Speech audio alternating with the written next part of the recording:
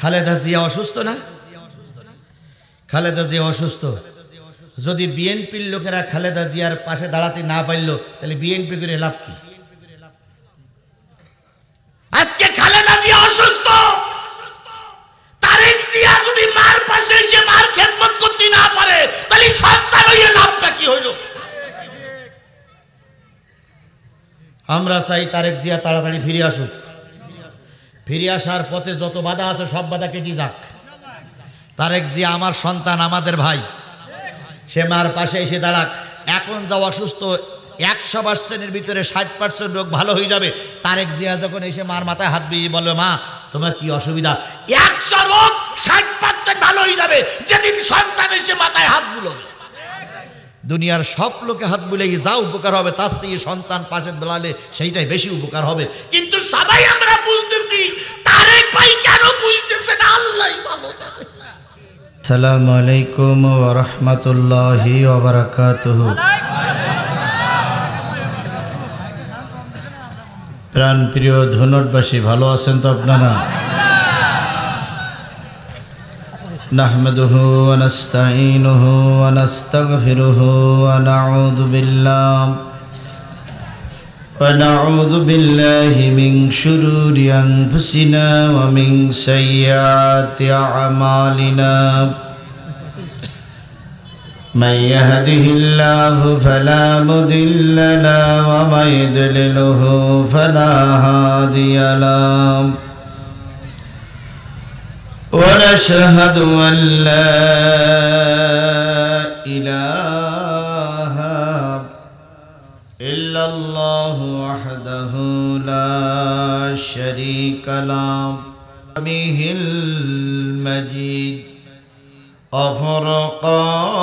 وفرقانه الحميد.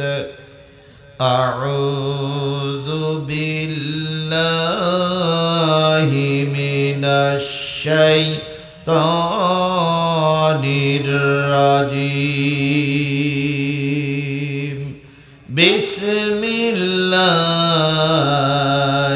الرحمن الرحيم. يا أيها الذين آمنوا اركعوا واسجدوا واعبدوا ربكم وافعلوا الخير لعلكم تفلحون.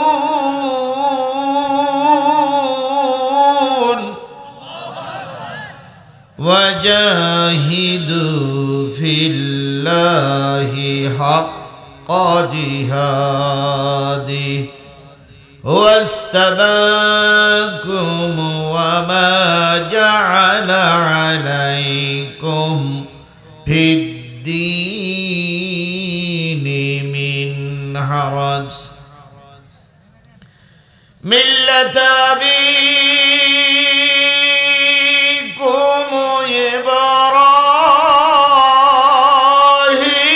إبراهيم هو سماكم المسلمين من قبل وفي هذا ليكون الرسول شهيدا عليكم وتكونوا شهداء على الناس. فأقيموا الصلاة وآتوا الزكاة واعتصموا بالله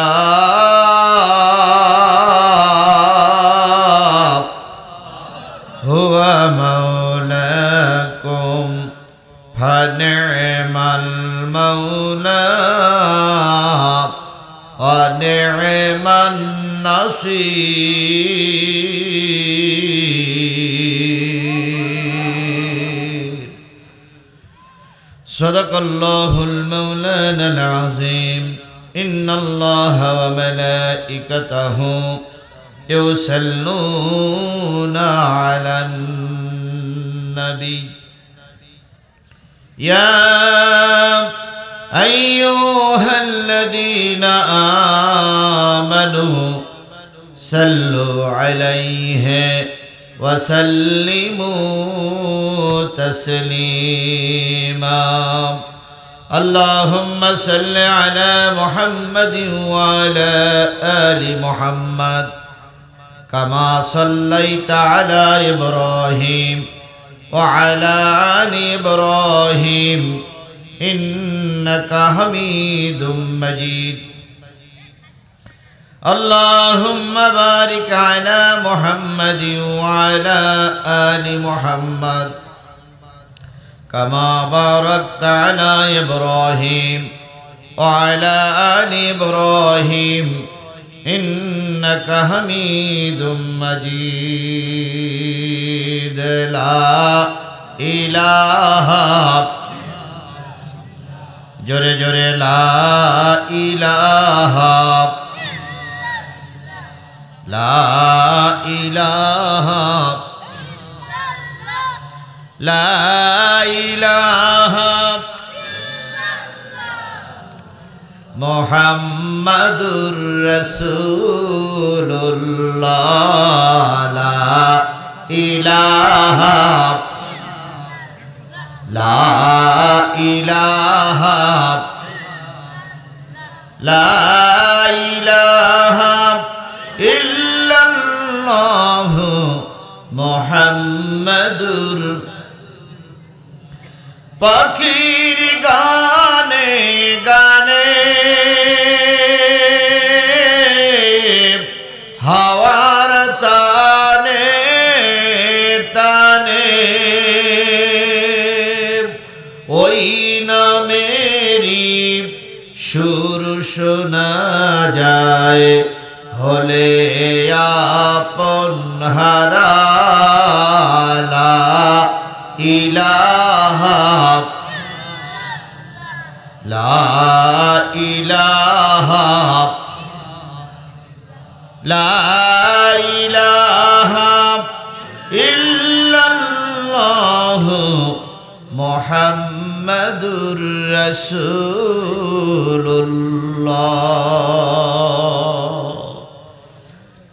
সকলে জবান খুলে একসাথে এক বাক্যে বলছি সাল্লাল্লাহু আলাইহি ওয়াসাল্লাম। বগুড়া জেলার ধুনট উপজেলার পেশিবাড়ি নুরানি কওমি হাফিজিয়া মাদ্রাসা প্রাঙ্গণে অনুষ্ঠিত হচ্ছে তৃতীয় বার্ষিকী একদিন ব্যাপী বিরাট ইসলামী জালসা 28 নভেম্বর 2025 13 অগ্রহণ 1432 বাংলা রোজ শুক্রবার। আজকের এই মাহফিলের স্বনামধন্য সম্মানিত সভাপতি জনাব মোহাম্মদ মোখলেসুর রহমান, সিনিয়র সহকারী সচিব BJMI অবসরপ্রাপ্ত সিনিয়র ওয়ারেন্ট অফিসার বাংলাদেশ বিমান বাহিনী ও সভাপতি অত্র মাদ্রাসা। আজকের মাহফিলের সম্মানিত সহ সভাপতি বৃন্দ, আজকের এই ইসলামী জালসার সম্মানিত প্রধান অতিথি, বিশিষ্ট দানবীর, বিশিষ্ট সমাজসেবক, ধুনটের কৃতি সন্তান জনাব ভাই মোহাম্মদ মাহতাব আলী ভুইয়া, তিনি নিজের ইচ্ছায় কত টাকা দান করেছেন? 50,000 টাকা। তার জান এবং মালের পর আল্লাহ বরকত দান করুক। এই সমস্ত দানবীরদের টাকা এই দিনী প্রতিষ্ঠানগুলো টিকে আছে। আল্লাহ এই সমস্ত বড় বড় দানবীরদের আরো মাদ্রাসার দিকে এগিয়ে আসার তৌফিক দান করুন। বিশেষ অতিথিবৃন্দ, সম্মানিত অতিথিবৃন্দ, বরণ্য অতিথিবৃন্দ, আমন্ত্রিত অতিথিবৃন্দ, কোন জায়গায় অতিথি বাদ নাই। যতগুলো অতিথি, সব অতিথিগুলো যদি 1,000 কোটি টাকা দান করে, 1 লাখের উপরে আসবে এখান থেকে। আশা করি পোস্টারে আপনাদের নাম লেখা হয়েছে, এমনি এমনি নয়। আপনাদের কাছে কর্তৃপক্ষ কিছু দাবি রেখেছে, আশা করি আপনার দাবিটা পূর্ণ করবেন। আল্লাহ আপনাদের সম্মান, ইজ্জত, মর্যাদা বাড়িয়ে দিক। আলোচনা করে ধন্য করলেন বিশিষ্ট ইসলামী চিন্তাবিদ, মুফাসসিরে কোরআন, হাফেজ মাওলানা মোহাম্মদ আহসান হাবিব বিন কাশেমি, খতিব, বনমরিচা কেন্দ্রীয় জামে মসজিদ, শেরপুর, বগুড়া। আপনাদের গ্রামের সন্তান, আল্লাহ ওকে কবুল করুক। আলোচনা করেছেন নূর আলম সিদ্দিকী সহ গর্বিত মায়ের গর্বিত সন্তান, শ্রদ্ধেয় ওলামায়ে হযরত, সম্মানিত ভাই পরিচালক, মঞ্চের সামনে উপবিষ্ট দিনদার, পরেজগার, মুত্তাকি মুসলমান ভাই ও বন্ধুগণ, পর্দায় অবস্থানরতা শ্রদ্ধাশীলা মা ও বোনেরা, সকলকে নিয়ে আবারও সালাম বিনিময় করছি। আশা করছি সালামের জবাবটা সবাই মিলে জোরে সোরে দিবেন। আসসালামু আলাইকুম ওয়া রাহমাতুল্লাহি ওয়া বারাকাতুহু।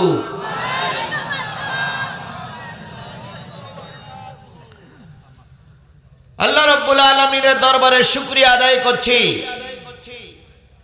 যিনি আজকের এই মাহফিলে আপনাদের মতন মানুষদেরকে কবুল করেছেন। আমার মতন একজন অদমকে আল্লাহ পাক অনেক দূরের রাস্তা অতিক্রম করে শুধুমাত্র আপনাদের সঙ্গে দুটো মত বিনিময় করার তৌফিক দিয়ে আল্লাহ দান করলেন।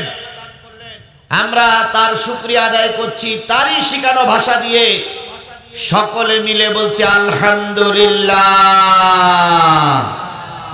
আরেকটু জোরে বলুন তো আলহামদুলিল্লাহ। আল্লাহ বলতেছেন সাব্বাহা লিল্লাহি মা ফিস সামাওয়াতি ওয়া মা ফিল আরদ ওয়া হুয়াল আজিজুল হাকীম।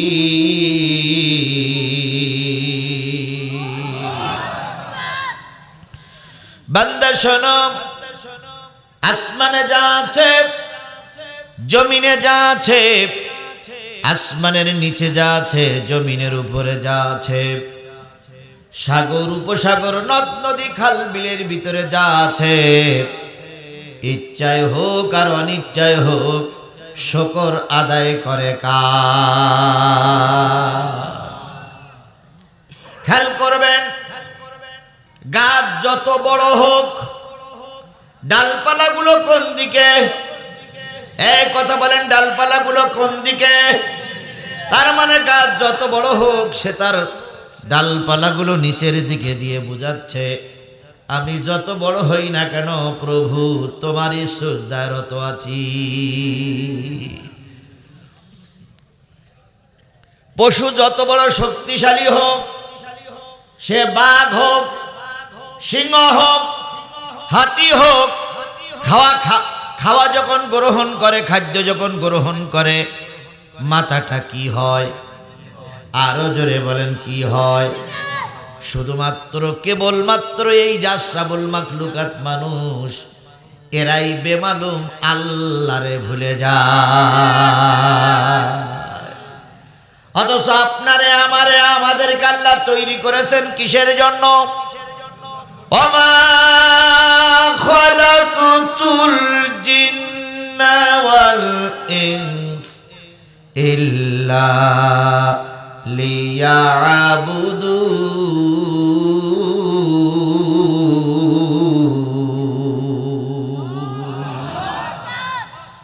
আমি মানুষ আর জিনকে তৈরি করেছি শুধুমাত্র কেবলমাত্র আমার গোলামি করার জন্য। তাহলে আমরা তৈরি হয়েছি কার গোলামি করব? আমি যদি আল্লাহর গোলামি করি, গোটা পৃথিবীর সকল মাখলুক আমার গোলামি করবে। আল্লাহ যে একজন আছে আমাদের মনেই থাকে না, মাঝে মাঝে একটু অসুস্থ হয়ে পড়লি সুবহানাল্লাহ জোর বাড়ে, যেই সুস্থ হয়ে যায় সেই যে আল্লাহ বলে একজন ছিল, এটা আমরা মনেও করি না, মনেও করি না, মনেও করি না। ক্ষমতার চেয়ারে বসেই বক্তব্য দেয় ভাতে মারবো, পানিতে মারবো, অথচ ওই ভাত ওর কপালে আছে কিনা আল্লাহই ভালো জানে। কত অহংকারী কথা কত লোক বলল, শেষ পর্যন্ত রান্না করা বিরানি ভাত ফেলাই রেখে কুকুরের মতন পালিয়ে চলে যেতে হয়েছে। খেলাকার খেলাকার সব আল্লাহর খেলা। ভাতে মারবেন, পানিতে মারবেন, আপনার কপালে ভাত নাই। ভাতে মারবেন, পানিতে মারবেন, আপনার কপালে পানি নাই। বিরাট ধনী মানুষ, গলা ভরা ধান, পুকুর ভরা মাছ, গোয়াল ভরা গরু, ব্যাংকে লক্ষ লক্ষ টাকা, রাস্তায় যখন চলে তখন ক্ষমতার দপটে কোন জায়গায় পা ফেলে ঠিক পায় না। হঠাৎ করে একদিন মঞ্চে দাওয়াত করা হয়েছে, মঞ্চে দাঁড়িয়ে বলতেছে পৃথিবীতে যত হুজুর আছে এই হুজুরদের নিপাত না করা পর্যন্ত পৃথিবীতে শান্তি আসবে না। এই হুজুরদের কারণে এই সমস্যা সেই সমস্যা বলতে বলতে মাথা ঘুরিয়ে মঞ্চে চিত হয়ে পড়িস। তো সবাই ধরাধরি করে হাসপাতালে নিয়ে গেছে। তো হাসপাতালে নিয়ে যাওয়ার পরে ডাক্তার চিকিৎসা, ডাক্তার পরীক্ষা নিরীক্ষা করে বলতেছে সাংঘাতিক ডায়াবেটিস। সাংঘাতিক কি? তো চিকিৎসা পত্র দিয়ে একটা প্রেসক্রিপশন করে দিয়েছে, দেওয়ার পরে এই ওষুধগুলো খাবেন, এইগুলো খাবেন, এইগুলো খাবেন, আর আজকের থেকে সকালবেলা 2 কোণ রুটি খাবেন, রাত্রি 2 কোণ রুটি খাবেন, আর দুপুরবেলা চাউলের জাউ খাবেন মিষ্টি ছাড়া। বিরাট ধনী মানুষ, তো বিরাট নেতা মানুষ। ডাক্তারের কাছে জিজ্ঞেস করছে, ডাক্তার সাহেব এগুলো কি খাওয়ার আগে খাবো না পরে খাবো? ডাক্তার বলতেছে আজকের থেকে এই খাবেন, নতুবা বাঁচতে পারবেন না। তাহলে অনেক কিছু আছে, কপালে জুটলো সকালবেলা কখান রুটি, রাত্রে কখান রুটি, দুপুরবেলা যদিও একটু চাউলের যাও কি ছাড়া, মিষ্টি ছাড়া, চিনি ছাড়া। এত কিছু আয় উপার্জন করলেন, শেষ পর্যন্ত কপালে নাই। এরকম হয় না? হয় না? জোরে বলেন হয় কি হয় না? পুকুরের থেকে মাছ ধরা হয়েছে, বিরাট বড় মাছ। রুই মাছের মাথাটা বুড়ি খাচ্ছে, আর বুড়ো তাকাই তাকাই দেখতেছে। তো মাথা যখন টান দেয় তখন বুড়ো একটু তাকায়। বুড়ি কয় কি খবর? কয় কিছু না। তাকাও কেন? কয় তাকাই এই কারণে যে সব কিছু করলাম আমি, আমার কপালে নাই। সব কিছু তৈরি করলাম আমি, আমার কপালে। এটা কে পারে? জোরে বলেন কে পারে? আর একটু জোরে বলেন কে পারে? সেই আল্লাহ আজও আছে না নাই? মনে হয় ধুনোটের দিক নাই, আছে? তাহলে অহংকার করিয়েন না, ফালাফালি করিয়েন না। ফেরাউনের যে আল্লাহ ধরেছিল সেই আল্লাহ আছে, নমরুদের যে আল্লাহ ধরেছিল সেই আল্লাহ আছে, আবু জেহেলের যে আল্লাহ ধরেছিল সেই আল্লাহ আছে। শেখ হাসিনার দুপুরের ভাত খাওয়া বাদ দিয়ে আল্লাহ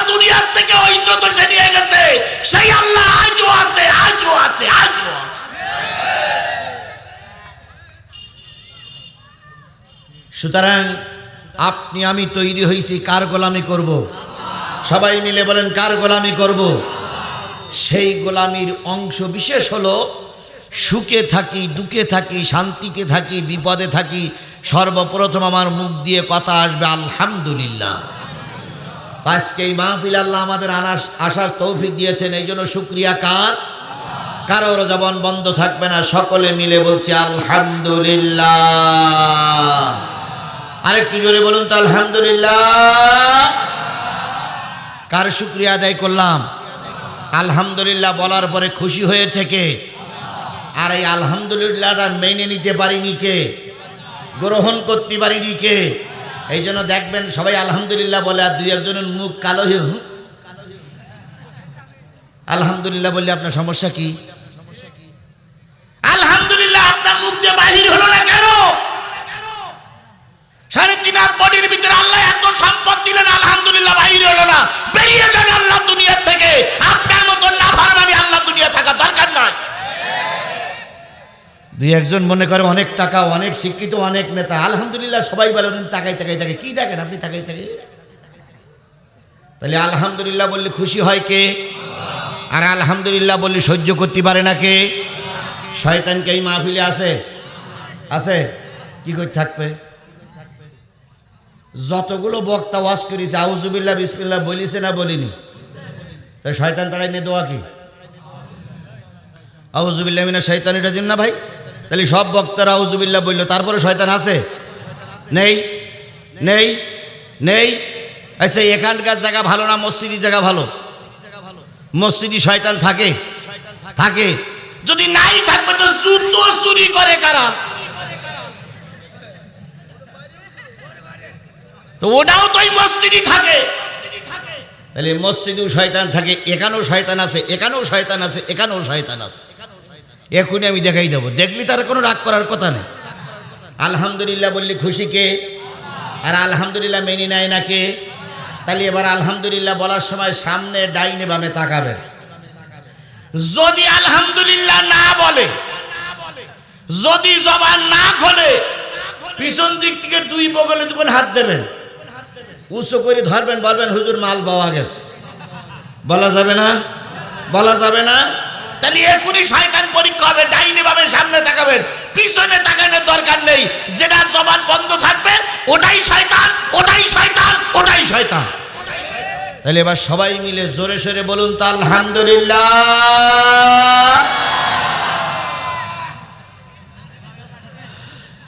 আল্লাহ আমাদের কবুল করুক।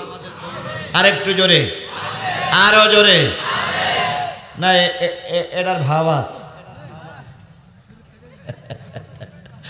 এটা ভাব আছে, ছোটগুলোর ভাব আছে। আসলে কিছু বয়স্ক লোকেরা অনেক বোঝে, অনেক দিন শুনেছে, তো এই জন্য এরা কিছু বলতে চায় না। আল্লাহ আমাদের সবাইকে কবুল করুক, সবাইকে কবুল করুক, সবাইকে কবুল করুক।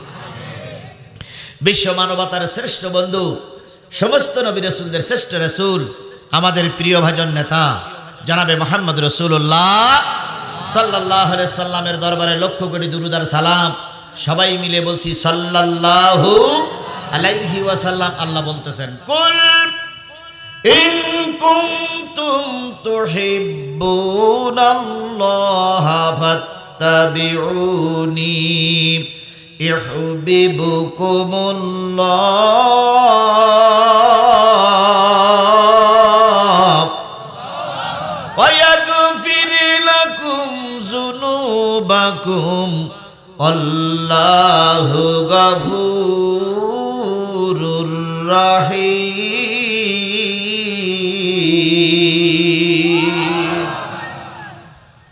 কুল ইন কুনতুম তুহিব্বুনাল্লাহ, ওগো নবী আপনি বলে দিন, যদি কেউ আল্লাহরে ভালোবাসতে চায়, আল্লাহরে কাছে পেতে চায়, আল্লাহরে মহব্বত করতে চায়, আল্লাহর গোলাম হতে চায়, সে যেন আপনাকে সর্বপ্রথম ভালোবাসে, অনুকরণ করে, অনুসরণ করে।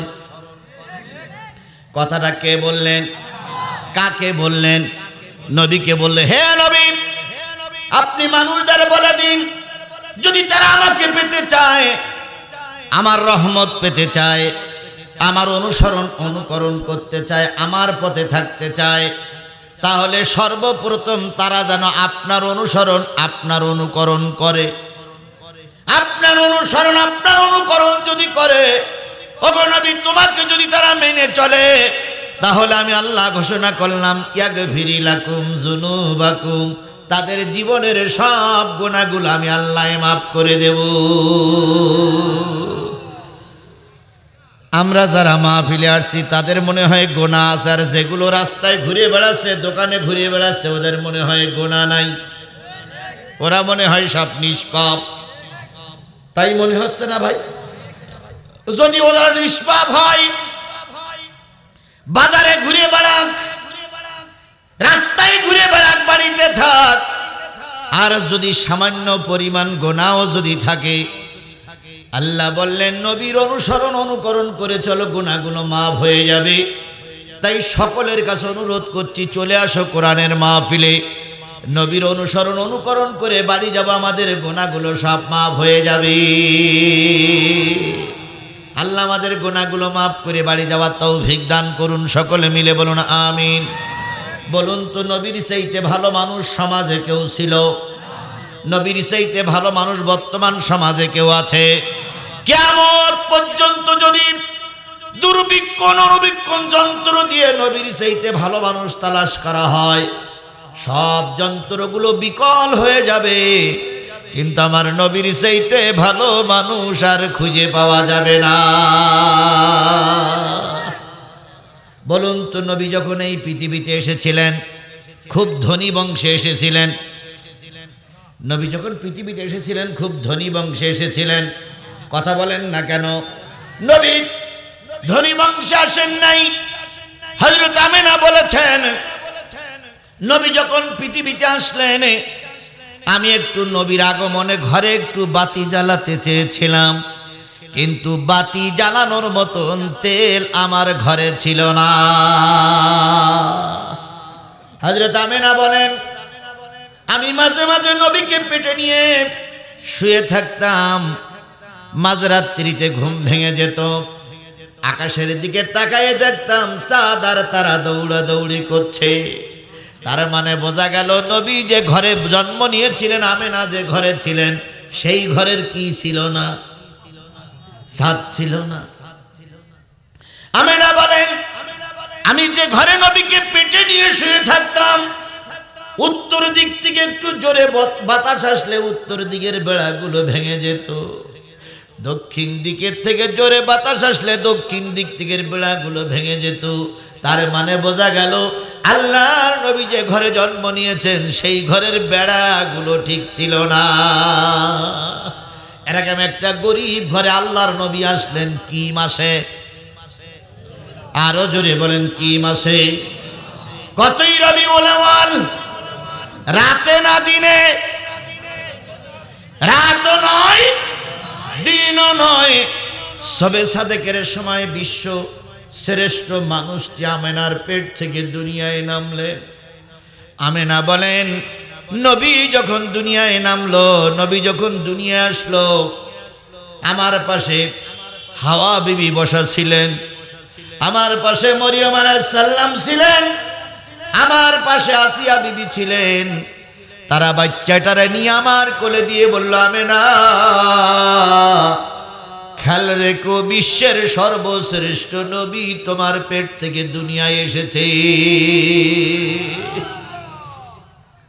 আমেনা বলেন, আমি বাচ্চাটারে কোলে নিলাম, দুই গালে দুটো চুমা দিলাম, চুমা দিয়ে আমি পরীক্ষা নিরীক্ষা করতে লাগলাম। নিশ্চয়ই মোহাম্মদ দুনিয়া আসার পরে কিছু রক্তক্ষরণ আমার হওয়া স্বাভাবিক, রক্তক্ষরণ হয়েছে, কিন্তু আমি ভালো করে লক্ষ্য করলাম নবীজি দুনিয়া এসেছেন, এক ফোঁটা রক্ত আমার ক্ষরণ হই নাই। দুনিয়ায় বাচ্চা প্রসব করেছে, রক্ত ভাঙিনি, রক্ত আসেনি, এরকম কোন মা পৃথিবীতে আছে? এই কথা বলেন, আছে?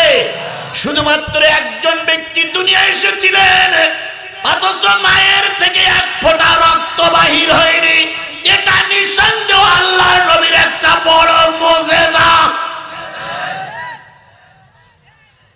আল্লাহর নবী সাল্লাল্লাহু আলাইহি সাল্লাম আসলেন, ঘরে আলো নাই। আমেনা বলেন আমি নবীজিকে হাতের পরে রেখে শুয়ে আছি, আর দুই চোখের পানি ফেলায় কাঁদতেছি আর বলতেছি, আল্লাহ আজকের এই সাদমাকা ফুটফুটে সন্তানটারে দেখে সবচেয়ে যিনি বেশি খুশি হতেন তিনি তার বাবা। কিন্তু দুনিয়ায় সবই আছে, আজকে নবীজির বাবা দুনিয়ায় নাই। এমন অবস্থায় নবীজির ফুপি আম্মা আব্দুল্লাহর আপন বোন উম্মে হানি আমিনার ঘরে ঢুকলেন। ঢুকে দেখি আমিনা শুয়ে আছে, বাচ্চাটাও শুয়ে আছে। উম্মে হানি জিজ্ঞেস করলেন, ভাবি যান ঘরে আলো নাই কেন? উম্মে হানি কান্দে আর বলে, বুবু যান। আমিনা কান্দে আর বলে, বুবু যান ঘরে আলো জ্বালানোর মতন লণ্ঠনে কোনো তেল নাই। উম্মে হানি বলেন, আমি নবীকে কোলে নিলাম, কাপড়টা সরাই দিলাম, নবীজির চেহারায় যে আলো হয়েছে ওই আলোয় আমেনার অন্ধকার ঘরটা আলোয় ঝলমল হয়ে গেছে। এটাও নবীজির একটা কি? আর একটু জোরে বলেন, এটাও নবীজির একটা কি? উম্মে হানি বলেন, আমি নবীজির চেহারার থেকে কাপড়টা সরাই নেওয়ার পর লক্ষ্য করলাম শিশু নবী কয়েক ঘন্টা আগে দুনিয়ায় এসেছে। শিশু নবীর মুখটা বিড় বিড় বিড় বিড় করে নড়তেছে। আমি চিন্তা করলাম এতটুকু ছোট মানুষ কি বলে। আমি তার মুখটা কানের কাছে নিয়ে গেলাম। কানের কাছে নিয়ে যাওয়ার পরে কিছুই বুঝতে পারলাম না। নবী যখন একটু বড় হয়েছিল আমি জিজ্ঞেস করেছিলাম, বেটা মোহাম্মদ জন্মের পরে তুমি বিড় বিড় করে কি বলেছিলে? নবীজি ফুপি আম্মার গলা জড়াই ধরে বলেছিল, ফুপি আম্মা জন্মের পরে কেঁদেছিলাম, রব্বি হাবলি উম্মতি, আয় আল্লাহ আমার গুনাহগার উম্মত গুলোরে মাফ করে দাও। তাহলে জন্মের পরে কাঁদলেন কাদের জন্য? এই কথা বলেন, কাদের জন্য? আপনারা তো সেই উম্মত, আমরা তো সেই উম্মত যারা রাস্তায় ঘুরে বেড়াচ্ছেন, দোকানে বাদাম খাচ্ছেন, বাড়িতে বসে আছেন, তারাও কি সেই নবীর উম্মত? আমার তো বিশ্বাস হয় না। কেন বিশ্বাস হয় না? সেই নবীর পরে নাজিল হলো কোরআন, আর আমি সেই কোরআনের আলোচনা করার জন্য এসে বসে গেছি, আর আপনারা বাজারে ঘুরে বেড়াচ্ছেন। নিশ্চয়ই আপনারা উম্মত নামের কলঙ্ক।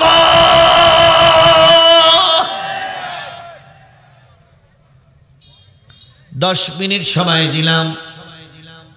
যদি জন্মের পরে কানে আজান হয়ে থাকে, বাপ আর মায়ের বিয়ে যদি কোনো মৌলবি পড়াই থাকে, আর বাপ দুনিয়ায় আসার পরে যদি চামড়া কেটে বাদ দিয়ে মুসলমানি দিয়ে থাকে, তাহলে কোরআনের আলোচনা হচ্ছে, তুমি বাজারের দোকানে থাকতে পারো না, তুমি চার দোকানে থাকতে পারো না, এরপরেও যদি না আসো তাহলে বুঝবো তুমি রাসূলের উম্মত নয়।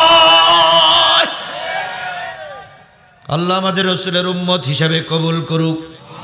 আর একটু জোরে বলেন, আরো জোরে বলেন। উম্মে হানি বলেন, আমি ভাতিজা মুহাম্মদকে সময় দিলাম, খেয়াল করলাম নবী মুহাম্মদ ভুট হয়ে সেজদায় পড়ে গেল। আমরা আবার সোজা করে দিলাম, আবার খেয়াল করলাম নবীজি ভুট হয়ে শুয়ে পড়লেন, আবার সোজা করে দিলাম। 3বার নবী ভুট হয়ে শুয়ে পড়লেন। নবী যখন একটু বড় হলো তখন জিজ্ঞেস করেছিল, কেন শুয়ে পড়েছিল ভুট হয়ে? নবীজি বলেছিলেন, সেজদায় পড়ে কেঁদেছিলাম, রব্বি হাবলি উম্মতি, আয় আল্লাহ আমার গুনাহগার উম্মত গুলোরে মাফ করে দাও। সেই উম্মত তো আমরা, সেই উম্মত তো নারী, নারীরাও সেই উম্মত নয়? যারা রাস্তাঘাটে ঘুরে বেড়াচ্ছেন আপনারাও তো সেই উম্মত। সুতরাং সেই নবীর পরে যে কোরআনটা যে কিতাবটা নাজিল হয়েছিল তার নাম কি? এই কোরআনের আয়াত কয়টি? 6666 আয়াতের ভিতরে আমি 2টা আয়াত এখানে সংযুক্ত করেছি, আপনাদের সামনে কথা বলবো। তাই নবীজির সেই কোরআন থেকে আলোচনা শোনার পরিবেশ আল্লাহ আপনাকে আমাকে কবুল করেছে। তাই রসুলের নামে দুরূদ আর সালাম, কারোর জবান বন্ধ থাকবে না, সকলে মিলে বলছি সাল্লাল্লাহু। রসুল আমার ভালোবাসা, রসুল আমার আলো আশা, রসুল আমার প্রেম বিরহের মূল আলোচনা,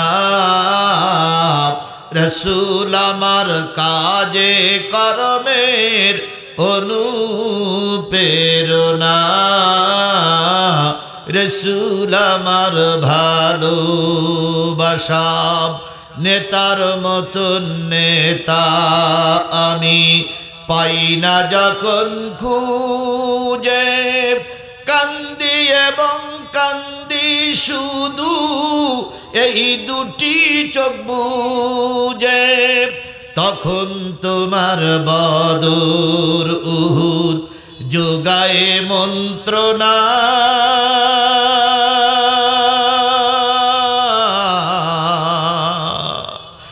রসুল আমার কাজে কর্মের অনুপ্রেরণা,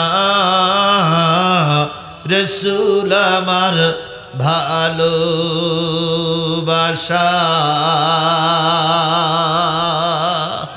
সেই রসুলের নামে দুরূদ আর সালাম সাল্লাল্লাহু আলাইহি ওয়াসাল্লাম। বন্ধুগণ, কোরআনের আলোচনা শোনার জন্য আসছেন, আপনারা কি শেষ মোনাজাত পর্যন্ত থাকতে রাজি আছেন? সবাইকে শেষ মোনাজাত পর্যন্ত থাকতে রাজি আছেন? এবারে যারা মঞ্চে আছেন আর মঞ্চের নিচে আছেন, আমি মূল আলোচনায় যাবার আগে ছোট্ট একটা হাদিস বলি, সবাই খেয়াল করবেন, মঞ্চের লোকও খেয়াল করবেন, নিচের লোকও খেয়াল করবেন। আল্লাহ রসুল বলেছেন, আল কোরআনু শাফিআম মুসাফফা ওয়া মা হিল্লু মুসাদ্দিকান মান জালাহু আমামাহু কদ্দাহু ইলাল জান্নাহ ওয়া মান জালাহু খালফাহু সাকাতাহু ইলান নার।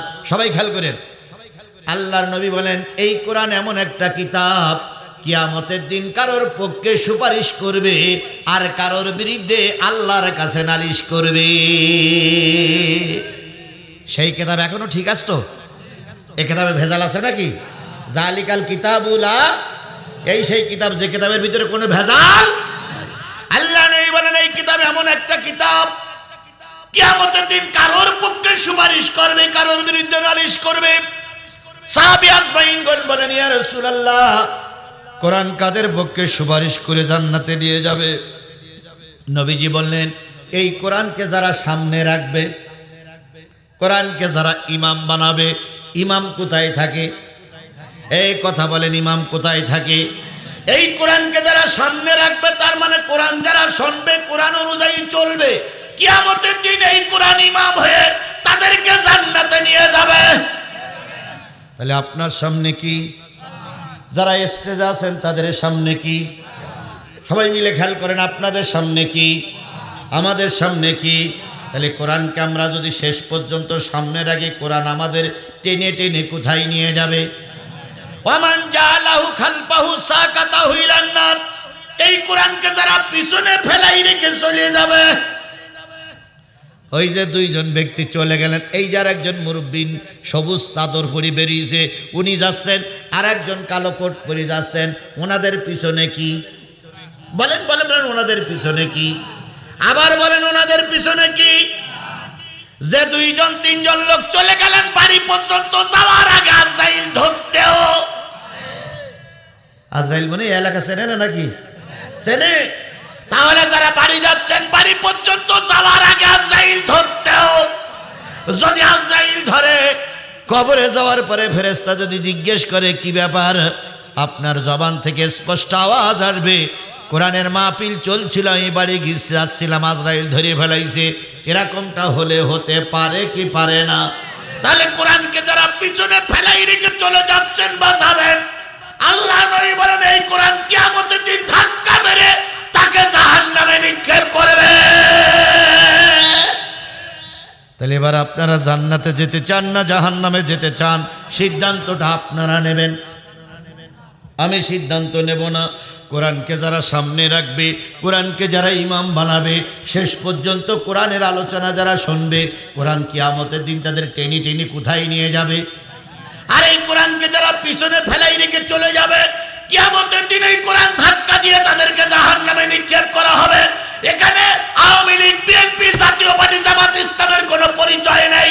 পরিচয় কোরআন যারা পিছনে রাখবে তাদেরকে কোরআন ধাক্কা দিয়ে জাহান্নামে নিক্ষেপ করবে। তাহলে আপনি কি কোরআনকে সামনে রাখবেন না পিছনে রাখবেন? কারা কারা সামনে রাখতে রাজি আছেন? দুই হাত উঁচু করে দেখান।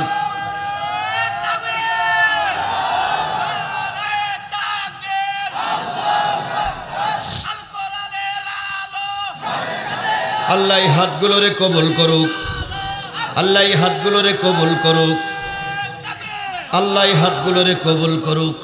এইবার আমি আপনাদের কাছে জানতে চাই, আমার মোনাজাতের আগে কোরআনকে পিছনে ফেলাই রেখে চলে যাবেন কারা কারা? হাত তোলেন,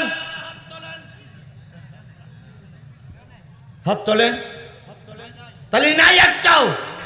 তাহলে মোনাজাতের আগে যদি কেউ চলে যায়, আমি লাভ মেরে দিয়ে তা ধন্যাস। যদি যাওয়ার লাগে এখনই যান, কিন্তু আপনি বলেছেন শেষ পর্যন্ত থাকবো। আমিও শেষ পর্যন্ত আপনারা থাকবেন এই আশা নিয়েই তো কোরআনের আলোচনা শুরু করছি। যদি চলে যান তো এখনই যান। সবাই চলে গেলে আমার লাভ, আপনারা সবাই একসঙ্গে চলে যান দিন, আমার লাভ। কেন লাভ? যখন সবাই চলে যাবেন আমি সভাপতি বলবো, ভাই সবাই চলে গেছে, ভাই আমিও চলে গেলাম। কি তাই বলে তাহলে আমার লাভ না? আর আপনারা যদি সবাই থাকেন তাহলে আমারও অনেকক্ষণ কথা বলতে হবে ভাই। এখন আপনারা সবাই থাকবেন না যাবেন? তাহলে শপথের কর্মী কিন্তু বায়াতের কর্মী বলে আপনারা, খবরদার যাওয়া যাবে না। এখন কিছু লোক মনে করতেছে সর্বনাশী হুজুর কোথার থেকে এসে যে বায়াত গ্রহণ করেছে আজকে ফজরের নামাজই কাজা। না রে ভাই, আমি দাওয়াত নিয়েছি কোন তারিখের? 29 তারিখের ওয়াজ হবে না। তাহলে 28 তারিখের ওয়াজ করতে গেলে কয়টা পর্যন্ত? এই 12টা পর্যন্ত। তার মানে আর মাত্র 1 ঘন্টা সময়। 1 ঘন্টার সময় পেশাব লাগুক, পায়খানা লাগুক, যত বড় জরুরত হোক, কোরআনের মাহফিল থেকে চলে যাব না। আল্লাহ আমাদের কবুল করুক, আল্লাহ আমাদের কবুল করুক, আল্লাহ আমাদের কবুল করুক। ও ভাই, ছোটবেলায় আমরা যখন এত ডাক্তার কবিরাজ ছিল না, তখন ছেলে মেয়েদের অসুখ বিসুখ হলে কবিরাজের বাড়ি নিয়ে যেত, তাই না ভাই? কবিরাজের বাড়ি নিয়ে ঝাড়ফুঁক করত। তারপরে কি করত? 2-1 জনের কাছে যেয়ে পানি পোড়া টোড়াই নিয়ে খাওয়াতো, আর তাতে অনেক সময় ভালো হয়ে যেত, অনেক সময় হইতো না। এক মার এক ছেলে হয়েছে, তার মধ্যে শরীর জুত হয় না। আমাদের আগে বলতো পুইয়ে লেগেছে, পুইয়ে। এ কথা কি আপনারা শুনেছেন? কোনো মুরব্বীরা শুনেছেন? পুইয়েই ধরিস। তো এক জায়গায় গেছে, পুইয়েই ধরিছে, রোগ মোটে ভালো হয় না। তা মা একদিন ছেলেটার মাথার কাছে বসে দোয়া করতেছে, আল্লাহ আমার এই ছেলেটার রোগ যদি তুমি ভালো করে দাও তো শয়তানের একটা টাকা দেব।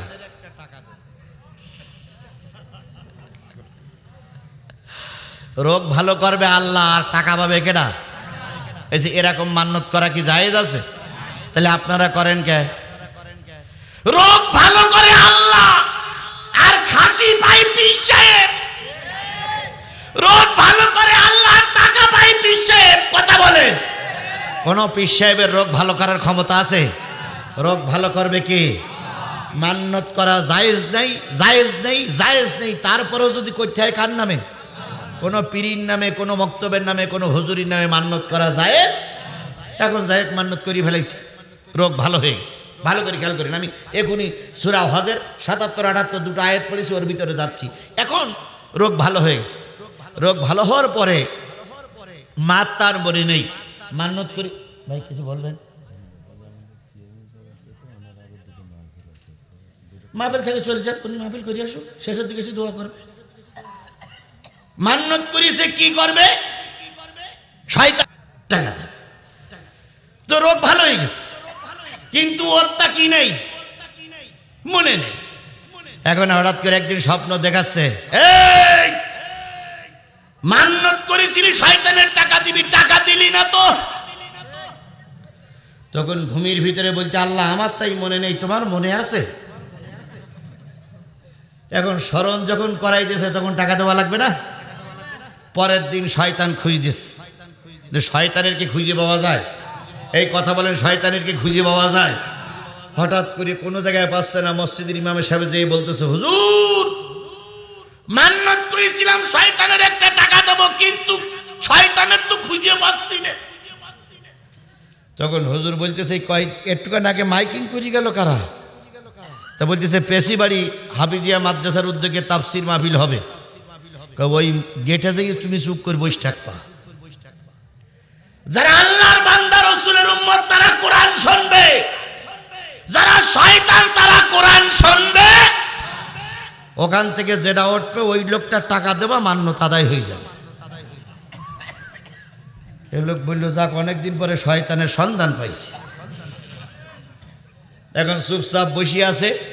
প্রধান বক্তা উঠলেই হয়, প্রধান বক্তা উঠে সুদের কথা, ঘুষির কথা, জেনার কথা যখন বলতেছে, এক সুদখোর আস্তে আস্তে উঠে যাচ্ছে, আর বলছি, এটা কি ওয়াজ হইল?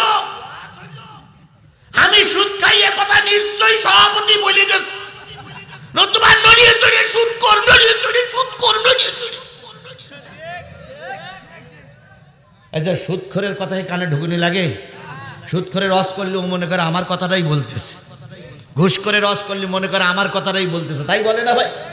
এখনো যাচ্ছে, যেই না গেটে গেছে সেই বুড়ি বলতে, নেও শয়তান টাকাটা নেও, আমি অন্তত বেশি যাই, অনেকদিন খোঁজ দিস, তোমার ছিলে করে। এখন কেউ যদি উঠে যায় আর কেউ যদি এসে বলে শয়তান টাকা নেও, তো সে খুশি হবে না বেজার হবে? বেজার হওয়াই স্বাভাবিক। এখন সুদখোরের বাচ্চা বলছে, এই শয়তান শয়তান করতেছি, জানিস আমার কত টাকা, আমি কত টাকার মালিক? বুড়ি বলতে, ওসব ধমকা ধমকি দিয়ে লাভ নেই, শয়তান টাকাটা নিয়ে যাও, আমি বেশি যাই অন্তত। তখন বুড়ির সঙ্গে তর্কতর্কি হচ্ছে, এর ভিতরে আরো 4 জন যুবক এক জায়গায় হাজির। তো ওই সুদখোরের বাচ্চা টাকাটা নিয়ে বলতেছে, দেও অন্তত বাদাম কিনে খাতি খাতি বাড়ি যায়। তো এই 4টে ছেলে জিজ্ঞেস করছে, বুড়িমা টাকা দিলে কেন, কি ঘটনা? কয়, হুজুরের কাছে মশলা জানিয়েছিলাম, হুজুর এই মশলা দেশে, কিন্তু এর টাকা দিলাম, তার নাও বলল না, হ্যাঁও বলল না, টাকা নে বাড়ি গেল, ঘটনারে কি রে খোকা?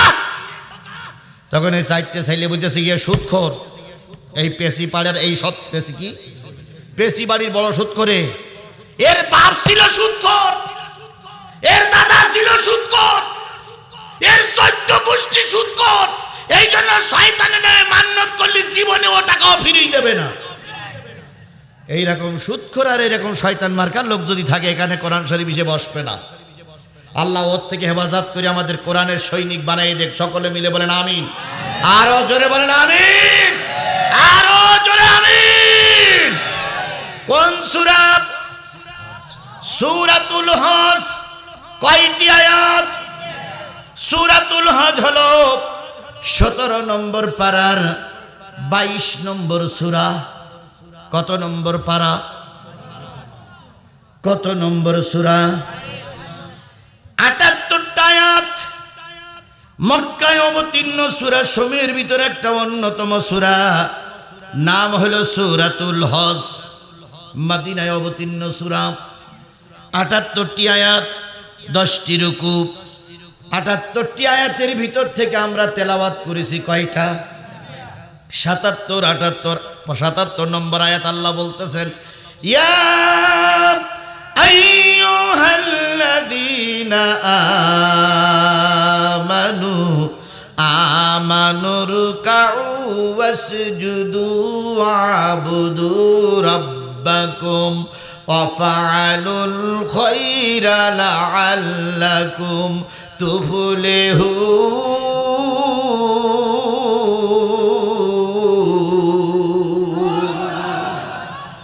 ওহে তোমরা যারা ঈমান এনেছ, ঈমানের দাবিদার, তোমরা যারা ঈমান এনেছ বলে দাবি করেছ, এখানে তোমরা যে যা দলদারি করো না কেন, যদি ঈমানদার বলে দাবি করে থাকো, আল্লাহর পরে বিশ্বাস আছে, জুমার নামাজ পড়ো, ঈদের নামাজ পড়ো, 5 ওয়াক্ত নামাজ না পড়লু মাঝে মাঝে পড়ো, মাঝে মাঝে টুপি মাথায় দাও, মাঝে মাঝে মসজিদে যাও।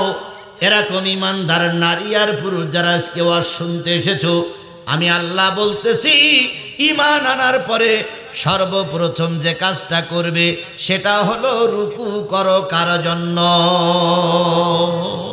তাহলে ইমানদাররা রুকু করবে কার জন্য? আরো জোরে বলেন কার জন্য? রুকু মানে কি? না, রুকু মানেই রুকু, রুকু মানেই ঝুঁকে যাওয়া, রুকে মানেই সামনে অগ্রসর হওয়া। কথা বলেন ঠিক না বেঠিক? আমার মাথাটা, কোমরটা, মাথাটা একদম সম্পূর্ণ সোজাসুজি করে বেকাইয়ে ঝুঁকে যাবার নাম কি? তাহলে আমি কালেমা পড়েছি, রুকু করব কার কাছে? আরো জোরে বলেন, রুকু করব কার কাছে? আল্লাহর কাছে ছাড়া কারোর কাছে আমার মাথা নত। আরো জোরে বলেন, আল্লাহর কাছে ছাড়া আমার মাথা নত। আল্লাহর কাছে ছাড়া আমার মাথা নত কারোর কাছে হবে না। অথচ দেখা যায় বিভিন্ন রাজনৈতিক দলের নেতৃবৃন্দ নেতাদের কাছে মাথা নত করে, মুরিদিরা পীরের কাছে মাথা নত করে। এই মাথা নত কার কাছে হবে? আরো জোরে বলেন। তুমি যদি সঠিক ইমানদার নারী এবং পুরুষ হও, কারোর কাছে মাথা নত হবে না একমাত্র আল্লাহর কাছে ছাড়া। তাহলে মাথা আমার ঝুঁকে যাবে কার জন্য? আজকের থেকে মনে থাকবে, কারোর কাছে মাথা নত করব না কার কাছে ছাড়া। এবার যারা রুকু করে, রুকুকারীদের সঙ্গে আপনি হন। রুকুকারীদের সঙ্গে যদি আপনি হন, কিয়ামতের দিন রুকুকারীদের সঙ্গে হয় জান্নাত নাই জাহান্নাম। বলেন তো, যারা রুকু করে তারা কি জাহান্নামে যাবে? কোথায় যাবে? আরো জোরে বলেন। তাহলে আমরা থাকবো কাদের সঙ্গে? ওয়ারকাউ মা'আর রাকিইন ওয়াসজুদু মা'আস সাজিদিন। আমরা রুকু করব, রুকুকারীদের সঙ্গে থাকবো, সেজদাকারীদের সঙ্গে থাকবো। ওয়াকুনু মা'আস সাদিকিন। আমরা আজকের থেকে সত্যবাদীদের সাথেই থাকবো। তাহলে রুকু করব কার জন্য? সেজদা করব কার জন্য? মনে থাকবে, মনে থাকবে, মনে থাকবে। আমাদের বাংলাদেশের 2 জন কিংবদন্তি নেতা এসেছিলেন। একজন হলো শহীদ প্রেসিডেন্ট জিয়াউর রহমান। আল্লাহ তাকে উত্তম যাজা এবং খায়ের দিয়ে জান্নাতের মেহমান হিসেবে কবুল করুক। কেন শহীদ প্রেসিডেন্ট জিয়াউর রহমানের জন্য এত প্রাণ খোলা দোয়া আমি করলাম। বাংলাদেশের থেকে প্রতি বছর লক্ষ লক্ষ মানুষ হজে যায়। 54 বছর দেশ স্বাধীন হলো, 54 বছরে লক্ষ লক্ষ মানুষ হজে গিয়েছে। এর ভিতরে রাষ্ট্রপ্রধান ছিল, সেনা প্রধান ছিল, হুজুররা ছিল, মৌলবীরা ছিল, আলেম ওলামা ছিল। কিন্তু সকলের চাইতে শহীদ প্রেসিডেন্ট জিয়াউর রহমানের একটা অন্যরকম অবদান মক্কা শরীফে আছে। সেটা কি অবদান? তিনি যখন যেয়ে দেখলেন, এই শহীদ প্রেসিডেন্ট জিয়াউর রহমান ধুনুটার সন্তান নাই পাশে, উনি যেয়ে দেখলেন আরাফাতের ময়দানে মানুষেরা ঘরে প্রচন্ড রোদ। উনি যেয়ে দেখলেন মক্কা মদিনায় মানুষ ঘরে গাছ নাই। তাই উনি ফিরে আসলেন। তিনি তখন সরকারে ছিলেন, বেশি দিন ছিলেন না, কিন্তু অনেকটা ভালো কাজ করে গেছে। তিনি ফিরে আসলেন, বাংলাদেশের থেকে নিমির চারা সংগ্রহ করলেন। এই চারাগুলো ওই মাটিতে বাঁচবে কি বাঁচবে না, তাই তিনি মাটিও নিয়ে গেলেন। মাটি নিলেন, পানি দিলেন, গাছগুলো লাগালেন। এখন যারা হজ করতে যায়, আরাফাতের ময়দানে অনেকগুলো নিম গাছ দেখা যায়। তাহলে আল্লাহর এক বান্দা, তার জীবনের সব আমল যদি কবুল না হয়, একটা গাছ লাগিয়ে একজন হাজির খেদমত করেছে, এই আমলটা যদি কবুল হয়, ওই আমলের ওসিলায় শহীদ প্রেসিডেন্ট জিয়াউর রহমান জান্নাতি হতে পারে। এটা আমরা দোয়া করতে পারি না? পারি না? এই কথা বলেন, পারি কি পারি না? তাহলে একজন ছিলেন কিংবদন্তি নেতা শহীদ প্রেসিডেন্ট জিয়াউর রহমান তার দুনিয়ায় বাংলাদেশে বড় অবদান আছে, তার ভিতর থেকে বড় অবদান হচ্ছে তিনি মক্কা ঘরে আরাফাতের ময়দানে কি লাগাইছেন? নিম গাছ লাগাইছেন। আর একজন কিংবদন্তি নেতা আমার দেশে ছিলেন, তিনি মারা গেছেন, তিনি হলেন আল্লামা দেলোয়ার হোসেন সাইদি। কথা ঠিক ঠিক কিনা বলেন? শহীদ প্রেসিডেন্ট জিয়াউর রহমানের যেমন মর্যাদা, আল্লামা সাইদির মর্যাদা ওনার চাইতে অনেক অনেক গুণ বেশি। কারণ শহীদ প্রেসিডেন্ট জিয়াউর রহমান শুধু বাংলাদেশে পরিচিত, আর আল্লামা সাইদি গোটা বিশ্বের আবাল বৃদ্ধ বনিতা ছোট বড় ইহুদি খ্রিস্টান যৌনপাত্রী হিন্দু মুসলমান সকলের কাছে তিনি প্রিয় ছিলেন। এমনকি যারা আওয়ামী লীগ করতেন তাদের কাছেও আল্লামা সাইদি প্রিয় ছিল। আওয়ামী লীগ সরকার তখন ক্ষমতায়, এক থানার সেক্রেটারি আমারে বলতেছে, হুজুর মেয়ে ছেলে দেখেন মেয়ে বেদাবো। তো নাই বললাম কোন ছেলের সঙ্গে দেবেন? তো বলতে হুজুর যে ছেলে শিবির করে তারই সঙ্গে আমার মেয়ে বিয়ে দেবো। আমি বললাম আপনি তো কালো কোটের লোক। কালো কোটের লোক না? কালো কোটের লোক পাঞ্জাবিওয়ালা দেখতেছেন কেন? কয় হুজুর বিশ্বাস করেন আমি কালো কোটের লোক। আমাদের ছাত্র সংগঠনের অধিকাংশ ছাত্ররা বিড়িয়ে টানে, অধিকাংশ ছাত্ররা গাঁজা খায়, অধিকাংশ ছাত্ররা নারী নিয়ে পড়ে থাকে। কিন্তু হুজুরদের দলের যে ছাত্র সংগঠন আছে এ ছাত্ররা বিড়িয়ে খায় না। কথাটাকে একটু বাড়াই বললাম নাকি?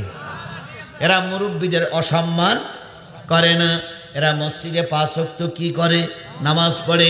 এই ছেলেটার হাতে যদি আমার মেয়েটা দিতে পারি, আমার মেয়েটা চিরদিনের জন্য শান্তিতে থাকবে। তাই একটা হুজুর ছেলে দেখেন। ও আমার ভাই, নিশ্চয়ই দিনদার যারা হয় তারা সকলের কাছে প্রিয় হয়।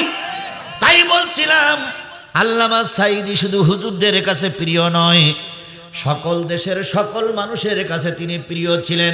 এমনকি হিন্দুদের কাছেও তিনি একটা জনপ্রিয় ব্যক্তি ছিলেন।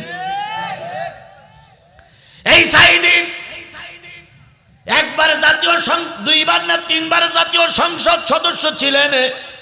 একবার তিনি জাতীয় সংসদের সদস্য ছিলেন, সেই সময় তারা ছিল মাত্র 3 জন। কয়জন কয়জন কয়জন বাবা?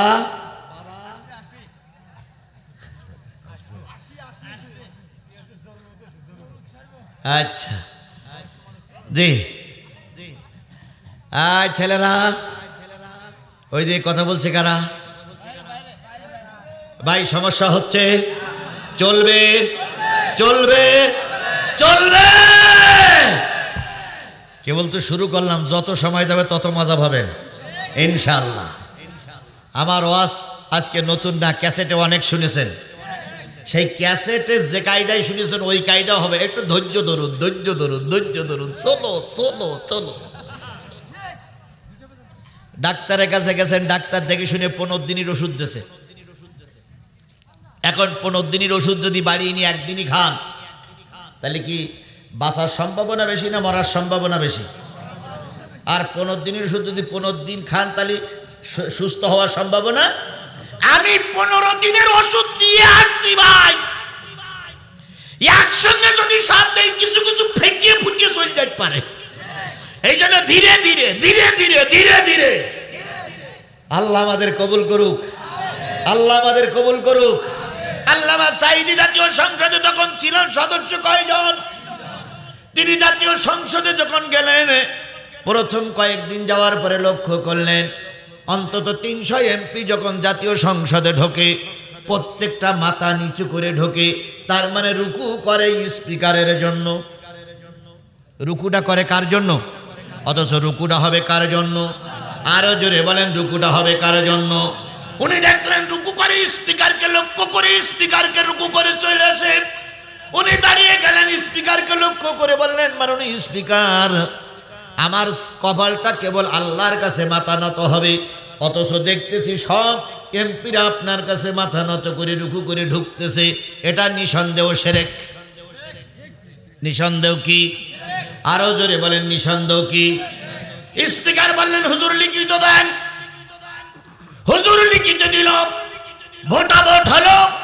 শেখ হাসিনার আমল থেকে আজও পর্যন্ত হুজুরের একটা বিল আনার কারণে 300 এমপি শিরক মুক্ত অবস্থায় জীবন যাপন করলো। তাহলে একজন ব্যক্তির একটা কলমের খোসায় যদি জাতীয় সংসদ শিরক মুক্ত হয়, তারে বলো রাজাকার, তারে বলো ধর্ষক, তারে বলো যুদ্ধ অপরাধী। আমি জানি না তিনি কতটুকু দোষী।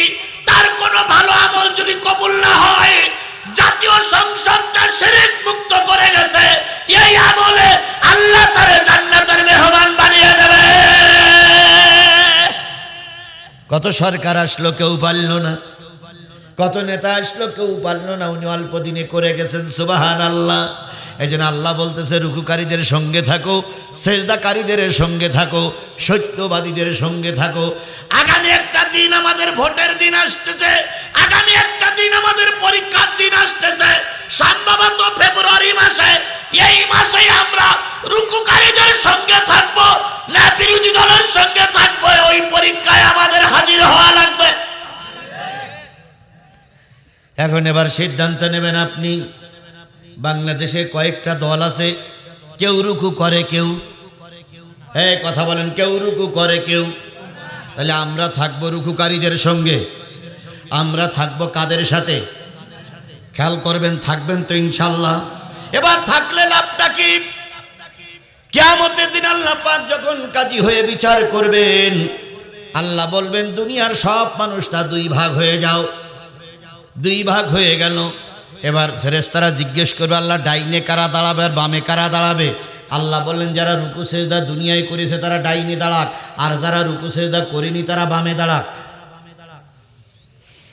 এবার আল্লাহ বলবেন, রুকুকারীরা ডাইনে, আর রুকু যারা করেনি তারা কোথায়? বামের কিছু লোক রুকু করিনি, জীবনেও রুকু করিনি, তারা যেয়ে দাঁড়াবে ডাইনে রুকুকারীদের সাথে। ফেরেশতারা বলবে, আল্লাহ এই যে প্রথম লাইনের 70 জনের পরে 71 নম্বর যেটা আছে, এটা জীবনেও রুকু করতো না, অথচ রুকুকারীদের সামনে দাঁড়িয়ে আছে। আল্লাহ বলবে, তারপরে? আল্লাহ 17 নম্বর লাইনের 56 জন পরে আরেকটা দাঁড়িয়ে আছে, ওটাও রুকু করিনি, ওই দলের ভিতর ঢুকেছে। আল্লাহ কয়, এরা এত সুযোগ পাইল কি করে? আল্লাহ তখন ফেরেশতারা বলবে, আল্লাহ এরা দুনিয়ায় মসজিদের মেম্বারের পরে দাঁড়িয়ে, বড় বড় মঞ্চে দাঁড়িয়ে এরা মিথ্যে কথা বলতো। এরকম মৃত্যুক আমাদের সমাজে আছে না নাই? আরো জোরে বলেন, আছে না নাই? অতীতেও ছিল, এখনো আছে। একটা ভোটও দেয়নি জনগণ। পরের দিন ফুলের মালা পরিয়ে মঞ্চে দাঁড়িয়ে বলতো, এবারের সুষ্ঠু নির্বাচন হয়েছে, আমি 95% ভোট পাইছি। এরকম মিথ্যা কথা বলা লোক এই ধুলোটা ছিল না? কি কায়দায় বলতো, জিহাদি রাষ্ট্রী দেব না, অথচ জিহাদি ধুলোটা মাহফিল করছে। তুমি দুলাভাই পালিয়ে গিলে কেন?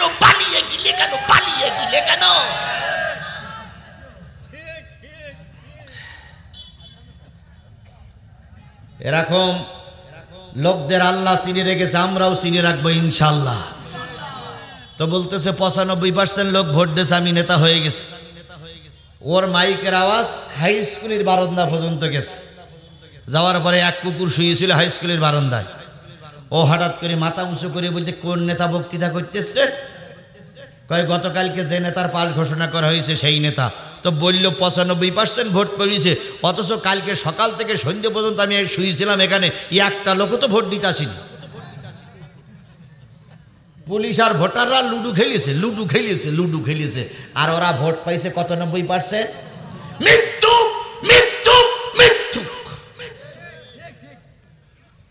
আর এই কথাগুলো বললি পাশের দিক দিয়ে একজনের দিক তাকাই দেখবেন, মুখ টুক কালো হয়ে হলুমানের মতো। চুরি করো তা লজ্জা করে না, চোর বললি লজ্জা করে কেন? জেনা করতে গেলে লজ্জা করে না, জেনাকার বলি লজ্জা করে কেন? সুদ খাও তা লজ্জা করে না, সুদ কর বলি এতই যদি লজ্জা করে, সুদের টাকাটা ছেড়িয়ে দাও না করো, বিয়াদবের বাচ্চা বিয়াদব।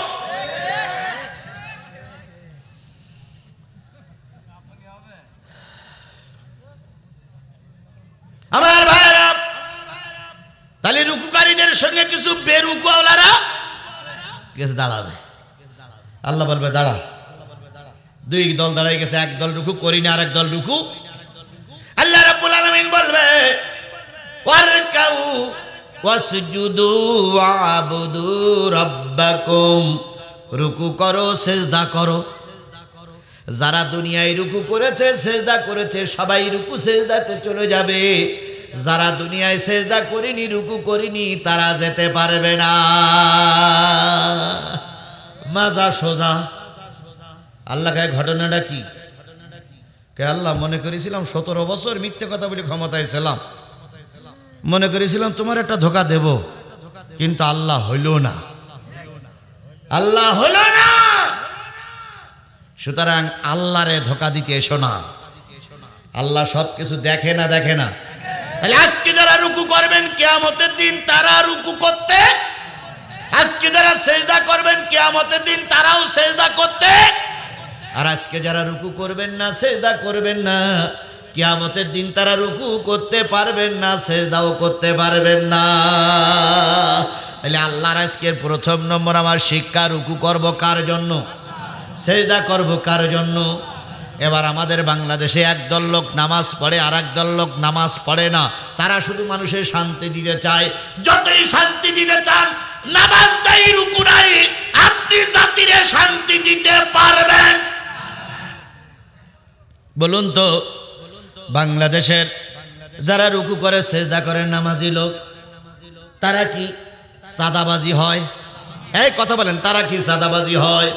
যারা রুকু করে, সেজদা করে, নামাজি লোক, তারা কি গরু চুরি করে? তারা কি পরের মেয়ের হাত ধরে টানে? তারা কি সিগারেট টানে?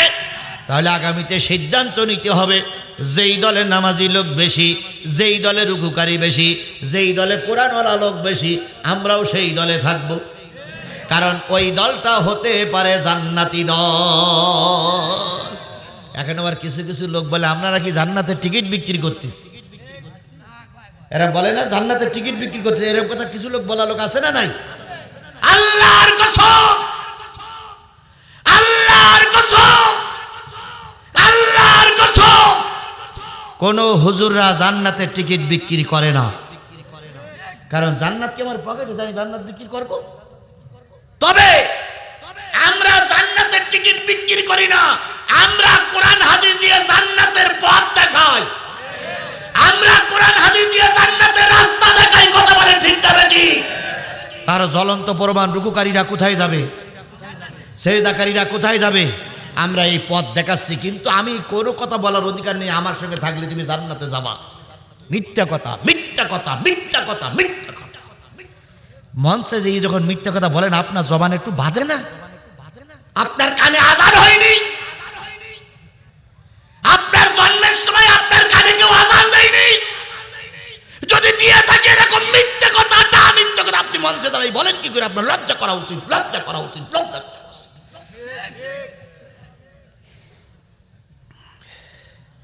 কোন দলের ভিতরে থাকলে জান্নাত যাওয়া যাবে না যদি আমল ভালো না হয়। কথা বলেন, কথা বলেন। আমল যদি ভালো না হয়, যে দলে থাকো না কেন কাজ হবে না। আর আমল যদি ভালো থাকো, হতে পারে সেটা হুজুরদের দল না, কিন্তু আপনি যে দলে আছেন, আমল ভালো করতেছেন, আল্লাহ আপনার জান্নাতের মেহমান বানাই দিতে পারে। তাহলে আজকের প্রথম আলোচনা হলো, রুকু করব কার জন্য, সেজদা করব কার জন্য, ওয়াবুদু রাব্বাকুম, গোলামি করব কার জন্য, আফআলুল খায়রা লাআল্লাকুম তুফলিহুন।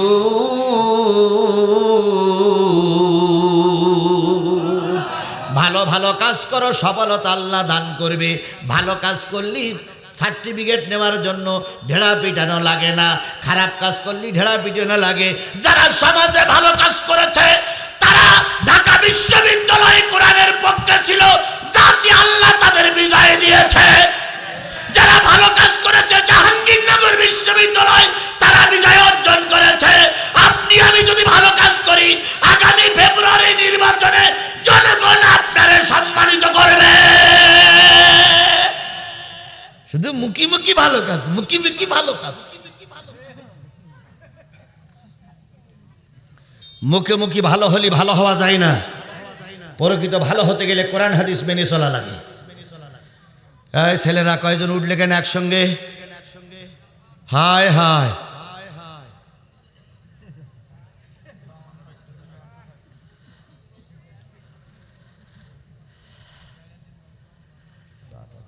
কিসের আলোচনা চলছে? কোন সূরা, কয়টা আয়াত, কত নম্বর কত নম্বর? আমার কথা যদি এই দিকে ওই দিকে যায়, লোকমা দেবেন তারাই যারা কোরআন হাদিস জানেন। যারা কোরআন হাদিস জানেন না, লোকমা দিলে আপনার লোকমা গ্রহণ করা হবে না। আমি ভুল বলছি না, সঠিক বলছি না, আলেমেরা বুঝবে। তুমি কি বোঝো? তুমি তো কুল আল্লাহ সুরি পড়তে পারো না, তুমি তো এক্লাস পড়তে পারো না, কাউসার পড়তে পারো না। তোমার ভুল আমার ভুল নয়, আমি কোরআন হাদিসের এই কথা বলছি ইনশাআল্লাহ। তাহলে রুকু করব কার জন্য? সেজদা করব কার জন্য? গোলামি চলবে কার? যদি গোলামি করো, রুকু করো আল্লাহর জন্য, আজ হোক কাল হোক আল্লাহ তোমারে বিজয় দান করবে। আর যদি শয়তানের গোলামি করো, আজ হোক কাল হোক সব অপমানিত লাঞ্ছিত হয়ে দুনিয়ার থেকে বিদায় নিতে হবে। 2 নম্বর আয়াত, ওয়াজাহিদু ফিল্লাহি হাক্কা জিহাদি ওয়াসতাবাকুম ওয়া মা জাআলা আলাইকুম ফিদ্দীনি মিন হারাজ।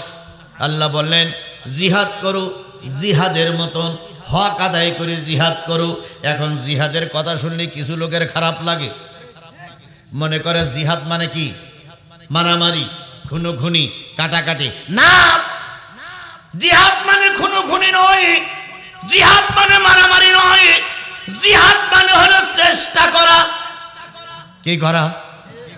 আমি কোরআনের মাহফিলে কোরআন প্রতিষ্ঠার জন্য ওয়াজ করছি, এটাই হলো ওয়াজের জিহাদ।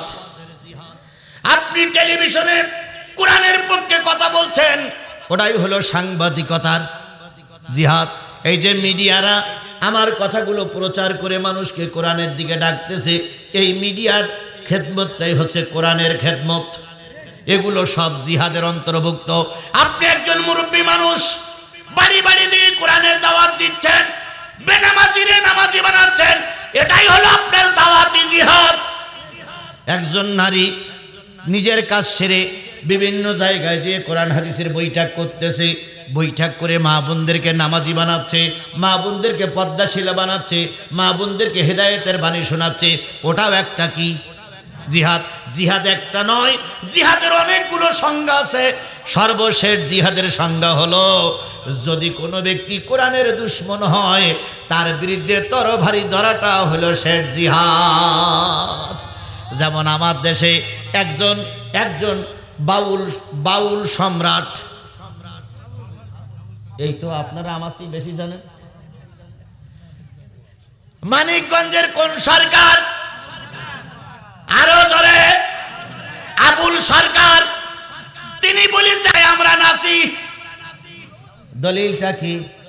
কুল আউযু বিরাব্বিন নাস, মালিকিন নাস, ইলাহিন নাস, মিন শাররিল ওয়াসওয়াসিল খান্নাসি আল্লাযী ইউওয়াসওয়িসু ফি সুদুরিন নাসি মিনাল জিন্নাতি ওয়ান নাসি। উনি কোরআনের দলিল দিয়েছে, আল্লাহ বলছেন নাচো নাচো নাচো, তাই আমরা নাচতেছি। আচ্ছা, এর মানে কি? এই আলেমরা বলেন এর মানে কি? এবার উনি এক জায়গায় বলতেছেন, আল্লাহ আমার কাছে এসেছিলেন বিশেষ কাজ কারবার নিয়ে, আমি আল্লাহরে উত্তম ভাবে নাস্তা করাই বিদায় দিলাম, আল্লাহ আমার কাছে আর আসলো না। তাহলে আল্লাহ নিয়ে বাজে মন্তব্য করতেছে, একই মুসলমান না কাফের? জোরে বলেন, মুসলমান না কাফের? এবার বলতেছে আল্লাহর মুখ কয়টা? আল্লাহ কখনো বলতেছে আমি প্রথম সৃষ্টি করেছি আমার নূর, উনি বলতেছে আমি প্রথম সৃষ্টি করেছি আরশ, প্রথম সৃষ্টি করেছি আদম। এইভাবে করে আল্লাহ এক মুখী 4টা কথা বলল। তাহলে আল্লাহর মুখ কয়টা? আল্লাহর ওটা মুখ না পাছা, মুখ না হুক? কইছে না মুখ না হুক? তাহলে এই কথাটা বলার পরে একজন ইমানদার ব্যক্তি কি চুপ করে বসে থাকতে পারে? ওই আবুলের বিরুদ্ধে যারা একসাথে গেছে, ওরাই জিহাদে নেমেছে। বুঝলেন তো? এতক্ষণ ধরে জিহাদ বুঝলেন তো? ওই আবুলির বিরুদ্ধে নাউজুবিল্লাহ বলতেছেন, এটাও একটা কি জিহাদ। আবুলির বিরুদ্ধে অ্যাকশনে যাচ্ছেন, এটা একটা কি জিহাদ। এইবার বাংলাদেশের একজন আলেম, মানিকগঞ্জের একজন মুফতি, তার নামে মামলা দিয়েছে। প্রশাসন তাকে ধরেছে। প্রশাসন যখন তাকে ধরল, আমাদের দেশের একটা দল যারা আগামীতে সরকার গঠন করবে বলে সব কিছু ঠিকঠাক করে বসে আছে, ওনারা আগামীতে সরকার গঠন করবে। সরকার গঠন হোক, আপনারা সরকারি দলে যান, আমরাও চাই। কিন্তু যখন এই বাউল সরকারকে ধরলো, আপনারা নিন্দা জানালেন আর বললেন ধরাটা ঠিক হয়নি। আপনারা বলতেছেন ধরাটা কি হয়নি? তাহলে ওনারা কি বাউলির পক্ষে না আল্লাহর পক্ষে? এই কথা বলেন, ওনারা বাউলির পক্ষে না আল্লাহর পক্ষে? ওনারা বাউলির পক্ষে না আল্লাহর পক্ষে? তাহলে মুসলমানের দলে থেকে, মুসলমানের দেশে থেকে মুসলমানদের ভোট দিয়ে ক্ষমতায় যাবা, আর যদি বাউলের পক্ষে সাপোর্ট করো, এই মুসলমান তোমাদের মতন আল্লাহ দ্রোহীদেরকে সাপোর্ট দেবে না, দেবে না, দেবে না। আগে ঈমান ঠিক করো, আগে ঈমান ঠিক করো। আল্লাহর বিরুদ্ধে কথা বললে তোমার গা জ্বালা করল না, আর আউল বাউলির মতন একজন লোকের ধরল তাই তোমার গা জ্বালা করতেছে। তুমি আল্লাহর পক্ষের লোক না, তুমি আল্লাহর বিপক্ষের লোক। কথা বলেন, আমি যদি এখানে বলি আল্লাহর পক্ষে কারা আছেন, যদি হাত তোলেন। আজ যদি বলি বাউলির পক্ষে কারা আছেন, হাত তোলেন। যদি দুইজন ব্যক্তি বাউলির পক্ষে হাত তোলে, ওরাই হলো ইসলামের দুশমন, কোরআনের দুশমন, ওরা শয়তানের গোলাম, শয়তানের দালাল। আর শয়তানের দালালি করে অন্তত মুসলমানদের জাতীয় সংসদে যাওয়ার নিয়ত করলে চলবে না। আগে নিয়ত সই করুন, আগে নিয়ত সই করুন, আগে নিয়ত সই করুন। আল্লাহু আকবার কাবীরা। খারাপ লাগতেছে? চলবে, চলবে। টেনশনের কোনো কারণে 12টা বার হবে না, 12টার ভিতরে শেষ করবে ইনশাল্লাহ। আল্লাহ আমাদের ফজরের নামাজ যেন কাজা না করায়। আমি 50 পর্যন্ত আলোচনা করব, 10 মিনিট আনুষঙ্গিক প্রোগ্রাম করে আমরা ঠিক 12টার সময় মোনাজাত করে চলে যাব। এতটুকু সময় থাকবেন তো ইনশাল্লাহ? থাকবেন তো ইনশাল্লাহ? কারা কারা থাকবেন আবার একটু হাত তুলে দেখান তো। নারে তাকবীর, আরো জোরে লিল্লাহি তাকবীর। হাত নামান। 1.5 ঘন্টা হয়ে গেছে, আর আধা ঘন্টা বাকি আছে। এই হুজুর দুজন চলে গেলে এত লাইন খারাপ না। হুজুররা চলে গেলে আমি অশোনাবো কার? কারণ হুজুরাই তো আমাদের কথাগুলো বুঝবে বেশি নাকি। সুতরাং আমরা সবাই মিলে থাকবো, সবাই মিলে দোয়া করব। আশা করি যে হুজুর, 2 হুজুর যাচ্ছে আবার যেন ফিরে আসে। আল্লাহ আমাদের কবুল করুক। তাহলে বলতেছিলাম, জিহাদ এমন একটা শব্দ সকলে আমরা করতে পারি না, পারি না। আগামী সামনে নির্বাচন আসতেছে। এই নির্বাচনে একজনেরা হলো কোরআনের আইন প্রতিষ্ঠা করতে চায়, আর একজনেরা মানুষের আইন প্রতিষ্ঠিত করতে চাই। বলুন তো, মানুষের আইনটা ভালো না কোরআনের আইনটা ভালো? এই কথা বলেন, মানুষের আইনটা ভালো না কোরআনের আইনটা ভালো? তাহলে মানুষের আইন বাদ দিয়ে যারা কোরআনের আইন প্রতিষ্ঠিত করতে চায়, ওরা ভোটের ময়দানে জিহাদের কাজে আছে। জিহাদ কিন্তু শুধু একটুখানি জিহাদ না, জিহাদ অনেক বড় জিনিস। সুতরাং আমরা সবাই, ভাই বসে বসে। আচ্ছা, 1 নম্বর বহাজালা। আর কেউ যাবেন?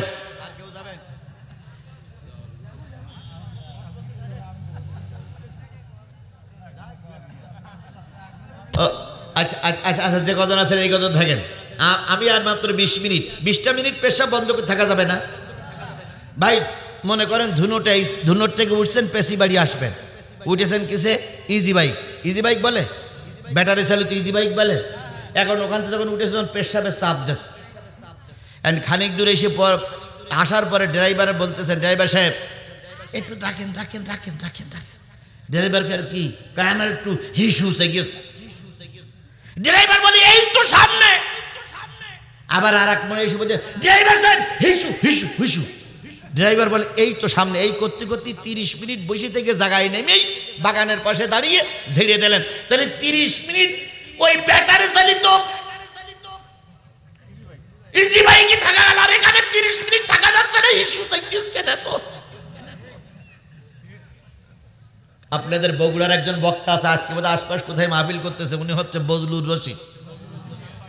কোন জায়গায় যেন মাহফিল করতেছে আজকে শুনলাম। হ্যাঁ, সেই শোনেন, বজলুর রশিদ উনি একবার ওয়াজ করতে যেই বলেছিলেন, আমার সেই ওয়াজটা আমার মুখস্থ আছে, তাই আমি রিলে করতেছি। তিনি বলেছিলেন যে ভাই, আপনারা তো ওয়াজ শুনতে আসেন, আমরা তো ওয়াজ করতে আসি। আপনারা 2 ঘন্টা ওয়াজ শোনেন আর আমরা 2 ঘন্টা ওয়াজ করি। আচ্ছা বলেন তো, আপনারা যত ওয়াজ শুনেছেন, কোনো ওয়াজের ময়দান থেকে কোনো বক্তা কি মাইক ছেড়ে দিয়ে গেছে এই কথা বলে যে আমার একটু হিসু গেছে, হিসু করে আসি, আপনারা বসেন, হিসু শেষ করে দিতে ওয়াজ করবো, এরকম কোনো জায়গায় কোনো বক্তা কি চলে গেছে? আপনারা দেখেছেন কোনো বক্তা? তাহলে কোনো বক্তার হিসু লাগলে মাইক ছেড়ে দেওয়া চলে যাওয়া লাগে না। আপনারা ওয়াজ শুনতে নিয়ে এত হিসু থাকে কেন আপনাদের?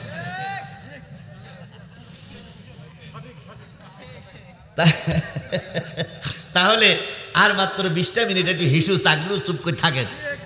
আর যদি একান্তই ধরে রাখতে না পারেন, 4 হাত পা এক জায়গায় ফির বসেন, নিচের দিকতে ছেড়ে দেন, কালকে এখানে ওরাই পরিষ্কার করে নেবে, আপনার কিছু করা লাগবে না। তবু অন্তত কোরআনের মাহফিল থেকে যাইয়েন না ভাই। দেখেন না, ব্যস্ত মানুষ 50,000 টাকা দান করেছে, এখনো বসে আছে, আর আপনারা চলে যাচ্ছেন, খারাপ লাগতেছে না ভাই? এই জন্য সবাই মিলে আমরা বসি, শেষ মোনাজাত করে চলে যাব। ভাই, আমার নামে 20টা মামলা ভাই। 5 দিনের রিমান্ডে ছিলাম আমি, আয়না ঘরে ছিলাম 5 দিন। 5 দিনের ভিতরে চোখ মোটে খুলেইনি। সেই 20টা মামলার মোকাবেলা করে আজকে আমি আপনাদের খেদমতে হাজির হয়েছি। ও ভাই, আমি আশা করি আল্লাহ আমার দোয়া ফিরাই দেবে না। আমি এখানে এসেছি প্রায় 450 কিলোমিটার দূরে আমার বাড়ি, 450 কিলোমিটার পথ অতিক্রম করে আসছে। আমি কি মুসাফির নই? তাহলে মুসাফিরি দোয়া আল্লাহ ফিরাই দেয় না, কথাটা ঠিক না বেঠিক? তারপরে মাজলুমি দোয়া আল্লাহ ফিরাই দেয় না, কথাটা ঠিক না বেঠিক? আলেমের দোয়া আল্লাহ ফিরাই দেয় না, কথাটা ঠিক না বেঠিক? সুতরাং আপনারা চলে যাবেন কেন? দোয়া করে যান। আপনার বাবা কবরে, মা কবরে, ভাই কবরে, দাদা কবরে, প্রতিবেশী কবরে, কবরের জন্য একটু দোয়া করবেন না ভাই? আল্লাহ রাব্বুল আলামিন বললেন, জিহাদের হক আদায় করে জিহাদ করো। নবীজি কোরআনের দাওয়াত দিচ্ছেন। হঠাৎ করে ওই জামানায় মক্কা থেকে রসুল হিজরত করে মদিনায় গেছেন। ওই সময় একজন লোক রসুলের বিরুদ্ধে একটা কবিতা লিখেছিলেন। কবিতাটার নাম ছিল রঙ্গিলা রসুল। কি কবিতা? এর সারমর্ম ছিল, রসুল বহু নারী লুবি, রসুল সারা রাত নারীদের নিয়ে পড়ে থাকে। এই কবিতা যে লিখেছিল ওজা এই বাবুল সরকারও তাই। ওরা যদি ফাঁসি হয়, বাবুল সরকারেরও ফাঁসি হবে।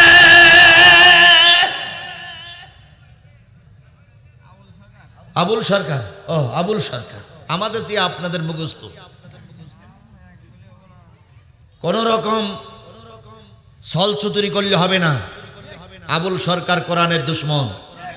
আবুল সরকারের ফাঁসি আমরা চাই। কথা বলেন ঠিক না বেঠিক? আচ্ছা, এখানে যারা আছেন সবাইকে আবুল সরকারের মতো নাস্তিকের ফাঁসি দাবি করেন? কারা কারা আবুল সরকারের নাস্তিক ফাঁসি দাবি করেন?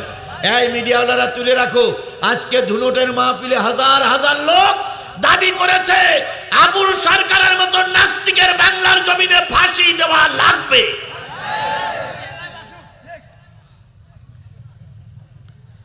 আল্লাহর নবী মদিনায় ছোট্ট একটা ইসলামী রাষ্ট্র হয়েছে।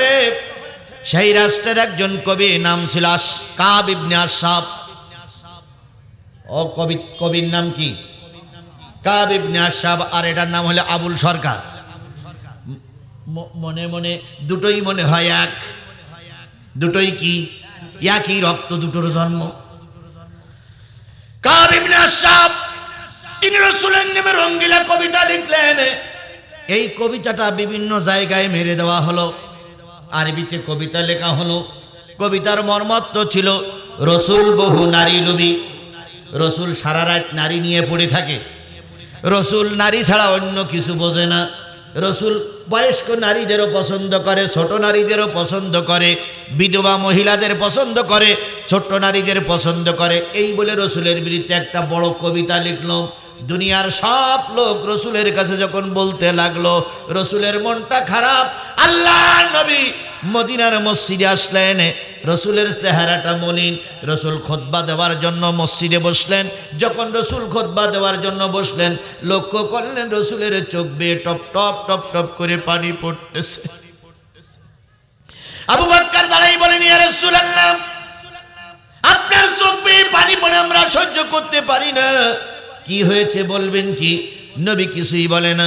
হযরত ওমর তরবারি বের করে বলেন, ইয়া রাসূলুল্লাহ, কেউ কি আপনার মনে কষ্ট দিয়েছে? যদি বলেন নামটা বলেন, আমরা তার কাল্লা আলাদা করব। রাসূল কিছুই বলে না। আলী বলেন, ইয়া রাসূলুল্লাহ, এই মদিনায় অনেক মানুষের বাড়িতে খাবার থাকে না। ছোট্ট ছোট্ট বাচ্চাগুলো যখন খাওয়ার যন্ত্রণায় কান্নাকাটি করে, মা বাপ দুইজনে মিলে আপনার মদিনার মসজিদে রেখে যায়। এরপরে 2 দিন 3 দিন 4 দিন পরে বাপ মা এসে সন্তানটারে ফিরাই নিয়ে যায়। তখন সন্তান বলে, আম্মু ফিরে যাও। নবীজির চেহারার দিকে তাকাই থাকলে পেটে ক্ষুধা থাকে না। সেই রসুল, আপনি মনটা খারাপ কেন? নবীজি এবার তার মন ভাঙা কথা শুরু করলেন আর বললেন, তোমরা কি শুনেছো? কাব ইবনে আশরাফ বলে মদিনার একজন কবি, তিনি আমার নামে একটা কবিতা লিখেছে, তাই মনটা খারাপ। তোমরা কি কেউ পারবে এই কবির বিরুদ্ধে অ্যাকশন নিতে? আবু বকর বললেন, আমি রাজি। নবীজি বললেন, তুই পারবা না, নরম দিলের মানুষ। ওমর বললেন, আমি রাজি। নবীজি বললেন, না তুমিও পারবা না। আলী বললেন, আমিও রাজি। নবীজি বললেন, তুমিও পারবা না। সর্বশেষে পিছন দিক থেকে একজন লোক দাঁড়িয়ে গেলেন, যেই লোকটার চেহারা বেশি ভালো না, মাথায় তেল নাই, পরনের কাপড় ভালো না, কতদিন জানি গরিব মানুষের অবস্থায় আছে, কতদিন জানি গোসল হয় না, কতদিন জানি মাথায় তেল দেয় না। এই লোকটার নাম হলো মুহাম্মদ ইবনে মাসলামা। নাম কি? মুহাম্মদ ইবনে মাসলামা, রসুলের একজন গরিব সাহাবী। তিনি দাঁড়াই বলেন, ইয়া রাসূলুল্লাহ, যদি অনুমতি দেন, আগামীকাল বেলা ওঠার আগে আমি ওর কাল্লাকে কি আপনার কাছে জমা দেব? এটাও একটা কি রাসূলের বিরুদ্ধে কথা বলেছে, তারে বাছাই রাখা যাবে? এটা হলো বড় জিহাদ। আমার ঈমান যদি টিকে না থাকে, আমি রাজনীতি দিয়ে কি করব? আমার যদি আল্লাহ রসুলের ব্যঙ্গ করা মানুষ যদি ঘুরে বেড়ায়, কি রাজনীতি করবে? এই রাজনীতি আমার কোনো কাজে লাগবে না। আজকে খালেদা জিয়া অসুস্থ না? খালেদা জিয়া অসুস্থ। যদি বিএনপির লোকেরা খালেদা জিয়ার পাশে দাঁড়াতে না পারল, তাহলে বিএনপি করে লাভ কি? আজকে খালেদা জিয়া অসুস্থ, তারেক জিয়া যদি মার পাশে এসে মার খেদমত করতে না পারে, তাহলে সন্তান হইয়া লাভটা কি হইল? আমরা চাই তারেক জিয়া তাড়াতাড়ি ফিরে আসুক। ফিরে আসার পথে যত বাধা আছে সব বাধা কেটে যাক। তারেক জিয়া আমার সন্তান, আমাদের ভাই, সে মার পাশে এসে দাঁড়াক। এখন যা অসুস্থ, 100% ভিতরে 60% রোগ ভালো হয়ে যাবে।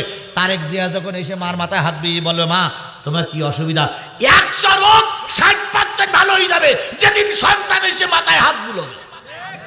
দুনিয়ার সব লোকে হাত বুলে যা উপকার হবে, তার থেকে সন্তান পাশে দাঁড়ালে সেইটাই বেশি উপকার হবে। কিন্তু সবাই আমরা বুঝতেছি, তারেক ভাই কেন বুঝতেছে না? আল্লাহই ভালো জানে।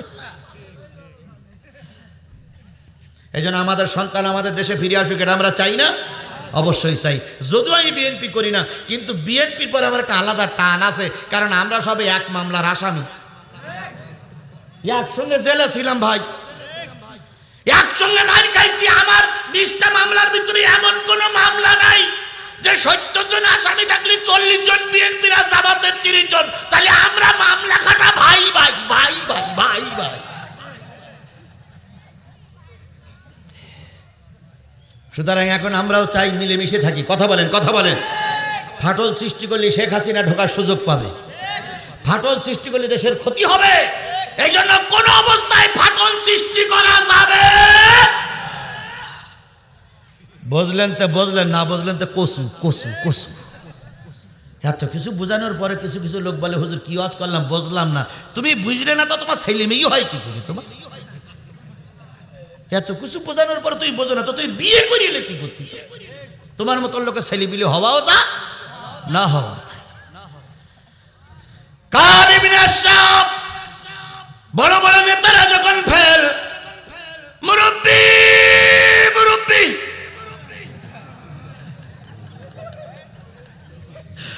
আসলে রাত বেশি হয়ে যাচ্ছে, আমি যত শটে নিয়ে আসতে পারি। কাব ইবনে আশরাফ, নবীজি যখন সকলের কাছে ভোটাভোট নিলেন, পিছন দিক থেকে একজন দাঁড়াই গেলেন। কি সাহাবী? গরিব সাহাবী, নাম কি? মুহাম্মদ ইবনে মাসলামা। এই গরিব সাহাবী দাঁড়াই বলেন, ইয়া রাসূলুল্লাহ, অনুমতি দিলেই কালকে সকাল হওয়ার আগে আমার কাল্লা আলাদা করে আপনার কাছে নিয়ে আসবো। নবীজি বললেন, বড় বড় সাহাবীরা পাচ্ছে না, তুমি কি পারবা? কই, ইয়া রাসূলুল্লাহ, অনুমতি দেন, পারবো। নবী বললেন, সামনে এসো। ওই মাসলামা সামনে আসার পরে নবী জিজ্ঞেস করলেন, কিভাবে পারবা? কাছে, ইয়া রাসূলুল্লাহ, ওর সঙ্গে আমার বাল্য জীবনের বন্ধুত্ব আছে, সেই ফাঁক দিয়ে, সেই কায়দা কৌশল করে আমি ওরে মেরিয়ে আসবো। আল্লাহ নবী বললেন, যাও যাও যাও, অনুমতি দিলাম। সুবহানাল্লাহ বলবেন না? আর একটু জোরে সুবহানাল্লাহ বলবেন না? মুহাম্মদ ইবনে মাসলামা দাঁড়িয়ে আছে। নবীজি বললেন, দাঁড়িয়ে আছে কেন? কই, ইয়া রাসূলুল্লাহ, একা একা যাব না, আরো দুইজন সাথী নিয়ে যাব। নবীজি বললেন, সেই দুইজনকে নাও। এবার সেই দুইজনকে নেওয়া হলো। এবার সাথী হলো কয়জন? আরো জোরে বলেন। নবীজির দুশমনকে মারার জন্য 14ই রবিউল আউয়াল সোমবার অথবা বৃহস্পতিবারের রাত্রিতে 3 জন মুজাহিদ টার্গেট নিয়েছে। আল্লাহ রসুলের দুশমনকে তারা মেরে দেবে। দাঁড়িয়ে আছে। নবীজি বললেন, যাও। কই, ইয়া রাসূলুল্লাহ, যাব তো, যুদ্ধের মোকাবেলা করার জন্য অস্ত্রের প্রয়োজন। কি প্রয়োজন? এখন যুদ্ধ করতে গেলে রাইফেল লাগে, পারমাণবিক বোমা লাগে, যুদ্ধ করতে গেলে বিভিন্ন রাসায়নিক অস্ত্র লাগে। আর তখন যুদ্ধের জন্য লাগতো কি? তরবারি। ইয়া রাসূলুল্লাহ, যুদ্ধের ময়দানে যাব, আমাদের তরবারি নাই, 3 খানা তরবারির দরকার। হযরত ওসমান বলেন, 3 জনের 3 খান তরবারি আমি ম্যানেজ করে দিলাম। আর একটু জোরে বলা যাবে না সুবহানাল্লাহ? আরো জোরে বলেন সুবহানাল্লাহ। 3 খান অস্ত্র নিলেন, 3 জন প্রতিযোগিতা, 3 জন রাস্তায় নামলেন। এবার 3 জন আবার যে গেটে দাঁড়ায় আছে। নবীজি বললেন, এখনো দাঁড়িয়ে আছে কেন? কই, ইয়া রাসূলুল্লাহ, আপনার শত্রুর সঙ্গে মোকাবেলা করার জন্য যাচ্ছি। তিনি একটা এলাকার গভর্নর, তিনি একটা এলাকার নেতা, তার আছে প্রতিষ্ঠিত পুলিশ বাহিনী, তার আছে প্রতিষ্ঠিত সেনাবাহিনী, তার আছে প্রতিষ্ঠিত গুন্ডা বাহিনী। তার কাছে মোকাবেলা করতে গেলে আপনার বিরুদ্ধে কিছু কথা আমরা বলবো, না বললি সে তো ঘরে ঢুকতে দেবে না। আপনার বিরুদ্ধে কিছু বলে তার মন জয় করব, তারপরে আসল জায়গা খেলা শুরু করব। নবীজি বললেন, যাও, অনুমতি দিলাম। এবার কয়জন বাহির হলেন? কোন তারিখ? 14ই রবিউল আউয়াল সোমবার অথবা বৃহস্পতিবার রাত্রিতে। যদি কারোর বাড়ি আর রাহিকুল মাকতুম, আর রাহিকুল মাকতুম, এই নির্ভরযোগ্য ইতিহাসের বইটা যদি কারোর বাড়ি থাকে, আজকে বাড়ি গিয়ে সূচিপত্রে দেখবেন কাব ইবনে আশরাফ হত্যা, ওখানে দেখবেন আমি যেটা বলতেছি বিস্তারিত ওখানে এই লেখা আছে, আর রাহিকুল মাকতুম। আমার ভাইরা, 3 জন মুজাহিদ চললেন। এক পর্যায়ে কাব ইবনে আশরাফের বাড়ির পাশে চলে গেলেন। কাব ইবনে আশরাফের বাড়ির পাশে যেয়ে মুহাম্মদ ইবনে মাসলামা বলতেছে, বন্ধু বন্ধু বন্ধু। কাব ইবনে আশরাফ বলতেছে, কে রে? পরিচিত কণ্ঠ যে, এদের পরিচিত কণ্ঠ, কার ডাক শোনা যায়? মুহাম্মদ ইবনে মাসলামা বলতেছে, বন্ধু চিনবা না, কারণ তুমি এখন ধনী আর আমি এখন গরিব। তবে তোমার আর আমার সম্পর্ক এত ভালো ছিল যে একই জনে আমরা খেজুর বাগানে ঘুরে বেড়াতাম। এখন তুমি ভুলে গেছো। এবার কাব ইবনে আশরাফ রাত 12টার সময় নিজের বিছানা থেকে উঠে জানালার পাশে এসে বলতেছে, কে? তোমার নামটা বলো। মুহাম্মদ ইবনে মাসলামা। ও, তুমি সেই লোক, আগে ছিলে আমার দলে, এখন গেছো নবীর দলে। তুমি তো হুজুর, তুমি আমার এখানে আসছো কেন? তখন বলতেছে, বন্ধু গিয়ে বড় ভুল করেছি, নবীর দলে আর যাব না, থাকবো না। কেন? কই, নবী শুধু বিয়ে করে। কবিতা লিখেছে নবীর বিয়ের বিরুদ্ধে, রসুল রঙ্গিলা, তাই লিখেছে না? অনেক নারী লোভী। আর এ যেই বলতেছে রসুল শুধু কি করে? বিয়ে করে, আর শুধু টাকা চায়। টাকা দাও মসজিদ করব, টাকা দাও মাদ্রাসা করব, টাকা দাও অস্ত্র কিনবো,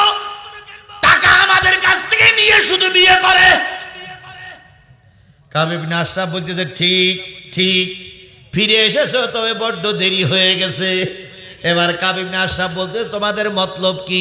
কয় আমরা তিনজন রসুলের দলের থেকে চলে আসছি আর রসুলের দলে যাব, তাই তুমি একটু বেরিয়ে এসো, তোমার সাথে গোপন একটা কথা আছে। এই কথাটা কি আর কি বলেছিলেন? এই কথাটা শেষ করতে আমার আর মাত্র 5টা মিনিট সময় লাগবে। দেবেন দেবেন দেবেন? যদি দিতে চান, রসুলকে টাকা চেয়েছিলেন বিয়ে করার জন্য, রসুলকে টাকা চেয়েছিলেন ইসলামের উপকার করার জন্য না ক্ষতি করার জন্য? আপনারা তো সেই রসুলের উম্মত, কথা বলেন ঠিক না বেঠিক? সেই রসুলের মাদ্রাসায় কি পড়ানো হয়? সেই রসুলের মাদ্রাসায় কোরআন শিক্ষা দেওয়া হয়। ওই মাদ্রাসায় যদি টাকা থাকে 20টা টাকা দেওয়া যাবে? যাবে? কোরআনের দিকে তাকাই, কাদের পকেটে টাকা আছে তারা একটু হাত তোলেন তো ভাই।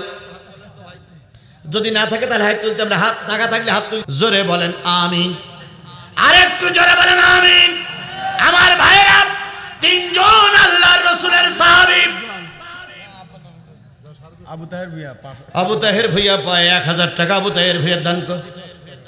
রিফাত কাকা, রিফাতের নামে 1000 টাকা। আল্লাহ তুমি রিফাতের দানকে কবুল করো, মনের আশা পূর্ণ করো, এহকাল পরকালে শান্তি দাও।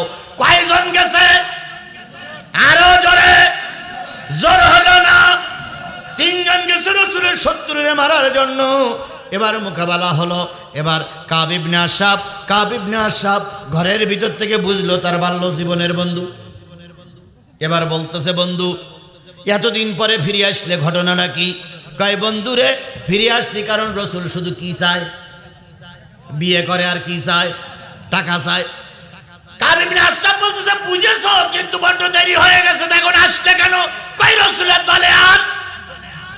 তখন কাব ইবনে আশরাফ বলতেছে, ভাই রে, আমি যতটুকু জানি রসুলের দলে একবার যদি কেউ ঢোকে সে কখনো ফিরে আসে না। অন্যান্য দলের থেকে দল বদল হয়, এ দলের থেকে ও দল, ও দলের থেকে এ দলে যায়, কিন্তু কোরআনের দলে একবার যারা আসে তারা আর কখনো ফিরে আসে না। সমালোচনা যাই করো না কেন বন্ধু, কোরআনের দলে একবার যারা ঢুকেছে তারা আর ফিরে আসে না। রশিদ, আব্দুর রশিদ 1000 টাকা। আব্দুর রশিদ 1000 টাকা। আব্দুর রশিদ 1000 টাকা। সামান্য একটা পতাকা নিয়ে, সামান্য একটা পতাকা নিয়ে আজকে আমাদের বাংলাদেশের এক মুরব্বী 3 বারের জন্য আমির নির্বাচিত হয়েছে। তিনি আজকে শপথ দিলেন। সেই শপথের অনুষ্ঠানে সামান্য একটা পতাকার রঙের পরিবর্তন নিয়ে বিরাট সমালোচনা হচ্ছে। এই সমালোচনার থেকে বেরিয়ে আসুন, বেরিয়ে আসুন, বেরিয়ে আসুন। যাদের গুণ আছে তাদের গুণ স্বীকার করুন, যাদের গুণ নেই তাদের ধরে দেওয়ার জন্য চেষ্টা করেন। আল্লাহ আমাদের কবুল করুক। আরো জোরে বলেন আমি। এত মিথ্যাবাদী ভালো নয়। মিথ্যা করতে গেলে আল্লাহ পাক আপনাকে ধরবে, আমাকেও ধরবে। আল্লাহ সকলকে হেফাজত করুক, সকলকে আল্লাহ কবুল করুক। সকলে মিলে বলেন আমিন। কয়জন গেছে? জোরে বলেন কয়জন? কাব ইবনে আশরাফ বেরিয়ে আসলেন 100 টাকা। আর আর আর কাছে রাখেন। কাব ইবনে আশরাফ বেরিয়ে আসলেন। ও ভাই, শুনেছি এই এলাকায় নাকি ভুট্টার চাষ হয় খুব। ভুট্টা দেশে? ও ভাই, ওগুলো থাক ভাই, এখন পড়তে গেলে অনেক সময় লাগবে। আরও যদি কেউ 2-1 মণ দিতে চান তাহলে আমার কাছ থেকে একটু বলে দিবেন। ভাই, কাব ইবনে আশরাফ চলে আসলেন আর এরা 3 জনকে দাঁড়িয়ে আছে। যখন আসে তখন ওই স্ত্রী, ওনার স্ত্রী বলতেছে, কই যাও? কয় হুজুররা আমাদের দলে আসবে তাই যাচ্ছি। হুজুররা আমাদের দলে আসবে তাই যাচ্ছি। তখন কাব ইবনে আশরাফের স্ত্রী বলতেছে, তুমি কি জীবনে কোনোদিন শুনেছো যে হুজুররা তোমাকে দলে আসবে? এ কথা তুমি জীবনেও শুনেছো? ও আসবে না। কয় ব্যক্তির বাচ্চা, ব্যক্তি চুপ কর, বলতেছে আসবো। তখন ওনার স্ত্রী বলতেছে, আমি আমার নিশ্চয়ই নিজের নাকে গন্ধ শুনতে পাচ্ছি, রক্তের গন্ধ। তুমি বাইরে যাবা, এই রসুলের ওই 3 জন সৈনিক এসে তোমার কাল্লা আলাদা করবে। কথা শুনল না, নিচে নেমে আসলো। শেষ পর্যন্ত কাব ইবনে আশরাফকে এই 3 জন হত্যা করেছিলেন। আজকে আমার ওয়াজের মূল পয়েন্ট ছিল, আমরাও যতদিন বেঁচে আছি আল্লাহর দ্বীন প্রতিষ্ঠার জন্য জিহাদ করব। আর সেই জিহাদ করতে যেয়ে যদি রক্ত দিতে হয় রক্ত দিতে রাজি আছি। আবারও যদি কষ্ট করতে হয় কষ্ট করতে রাজি আছি। তবু আল্লাহর জমিনে আল্লাহর বিধান চালু করেই ছাড়বো ইনশাআল্লাহ। আল্লাহ আমাদের কবুল করুক, আল্লাহ আমাদের কবুল করুক, আল্লাহ আমাদের কবুল করুক। শেষ শিক্ষা হলো, যারা ওয়াজ শুনলেন, ফাকিমুস সালাহ, 5 ওয়াক্ত নামাজ পড়বেন। ওয়াতু যাকা, পয়সা বেশি হলে কি করবেন? ওয়াতাসিমু বিল্লাহ, আল্লাহর দ্বীনকে প্রতিষ্ঠার জন্য একত্রিত হয়ে থাকবেন। পারবেন তো? পারবেন তো? 54 বছর খেলা করেছি, এবার ফাইনাল খেলা। এই ফাইনাল খেলায় বিজয় অর্জন করে কোরআনকে কাঙ্ক্ষিত জায়গায় পৌঁছাতে হবে ইনশাআল্লাহ। আল্লাহ আমাদের কবুল করুক, আল্লাহ আমাদের সহায় হোক, আল্লাহ আমাদের কবুল করুক। 12টায় শেষ করতে চাইছিলাম, 12টা বেজে একটু 5-6 মিনিট বেশি হয়ে গেছে। রাগ করেছেন আপনারা? আল্লাহ আপনার সহায়ক, আমার সহায়ক। আসুন আমরা দোয়ার দিকে যাই। আল্লাহ আমাদের কবুল করুক। সবাই মিলে বলুন আস্তাগফিরুল্লাহ রাব্বি মিন কুল্লে জামবেও ওয়াতুবু ইলাইহি লা হাওলা ওয়ালা কুওয়াতা ইল্লা বিল্লাহিল আলিয়্যিল আযীম। ভাই শোনেন, আপনার এই যে এত টাকা দান ওঠে, এত পয়সা এখানে ওঠে, তো এইটা দ্বিতীয় বক্তার বলেননি কেন? অথবা এই কথাটা আমার কানে দিতে হইতো যে হুজুর আমাদের এখানে বহুত টাকা ওঠে, আপনি উঠে একটু কালেকশন করে নেবেন। তাহলে আগে কালেকশন করে নিতাম, তারপর ওয়াজ করতাম। তারপরও কালেকশন কম হয়নি ইনশাল্লাহ। ইনশাল্লাহ যারা দেওয়ার নিয়ত করেছে তারা দেশে ভাই, আর যারা দেবে না ও দুধ আসবে না। এড়ি গরুর কাছে যদি দুধ দেওয়া হয়, ও জীবনে দুধ দেবে না। গাই গরুর কাছে 2 বার টান দিলেই দুধ আসবে। আপনারা যারা দেবার তারা দেশের কথা বলেন, ঠিক নেবে ঠিক। আর যারা দেব ভাই কত সবাই হয়ে গেছে ভাই, হয়ে গেছে। ওরে আল্লাহ রে। আফজাল ভাই, কোন আফজাল? ও আফজাল ভাই 5000 টাকা। আল্লাহ কবুল করুক। বিসমিল্লাহির রহমানির রহিম, আলহামদুলিল্লাহি রাব্বিল আলামিন, আর রহমানির রহিম, মালিক ইয়াউমিদ্দিন, ইয়্যাকা না'বুদু ওয়া ইয়্যাকা নাস্তাঈন, ইহদিনাস সিরাতাল মুস্তাকিম, সিরাতাল লাযীনা আন'আমতা আলাইহিম গায়রিল মাগদুবি আলাইহিম ওয়ালাদ-দাল্লিন। ফয়সাল 500 টাকা।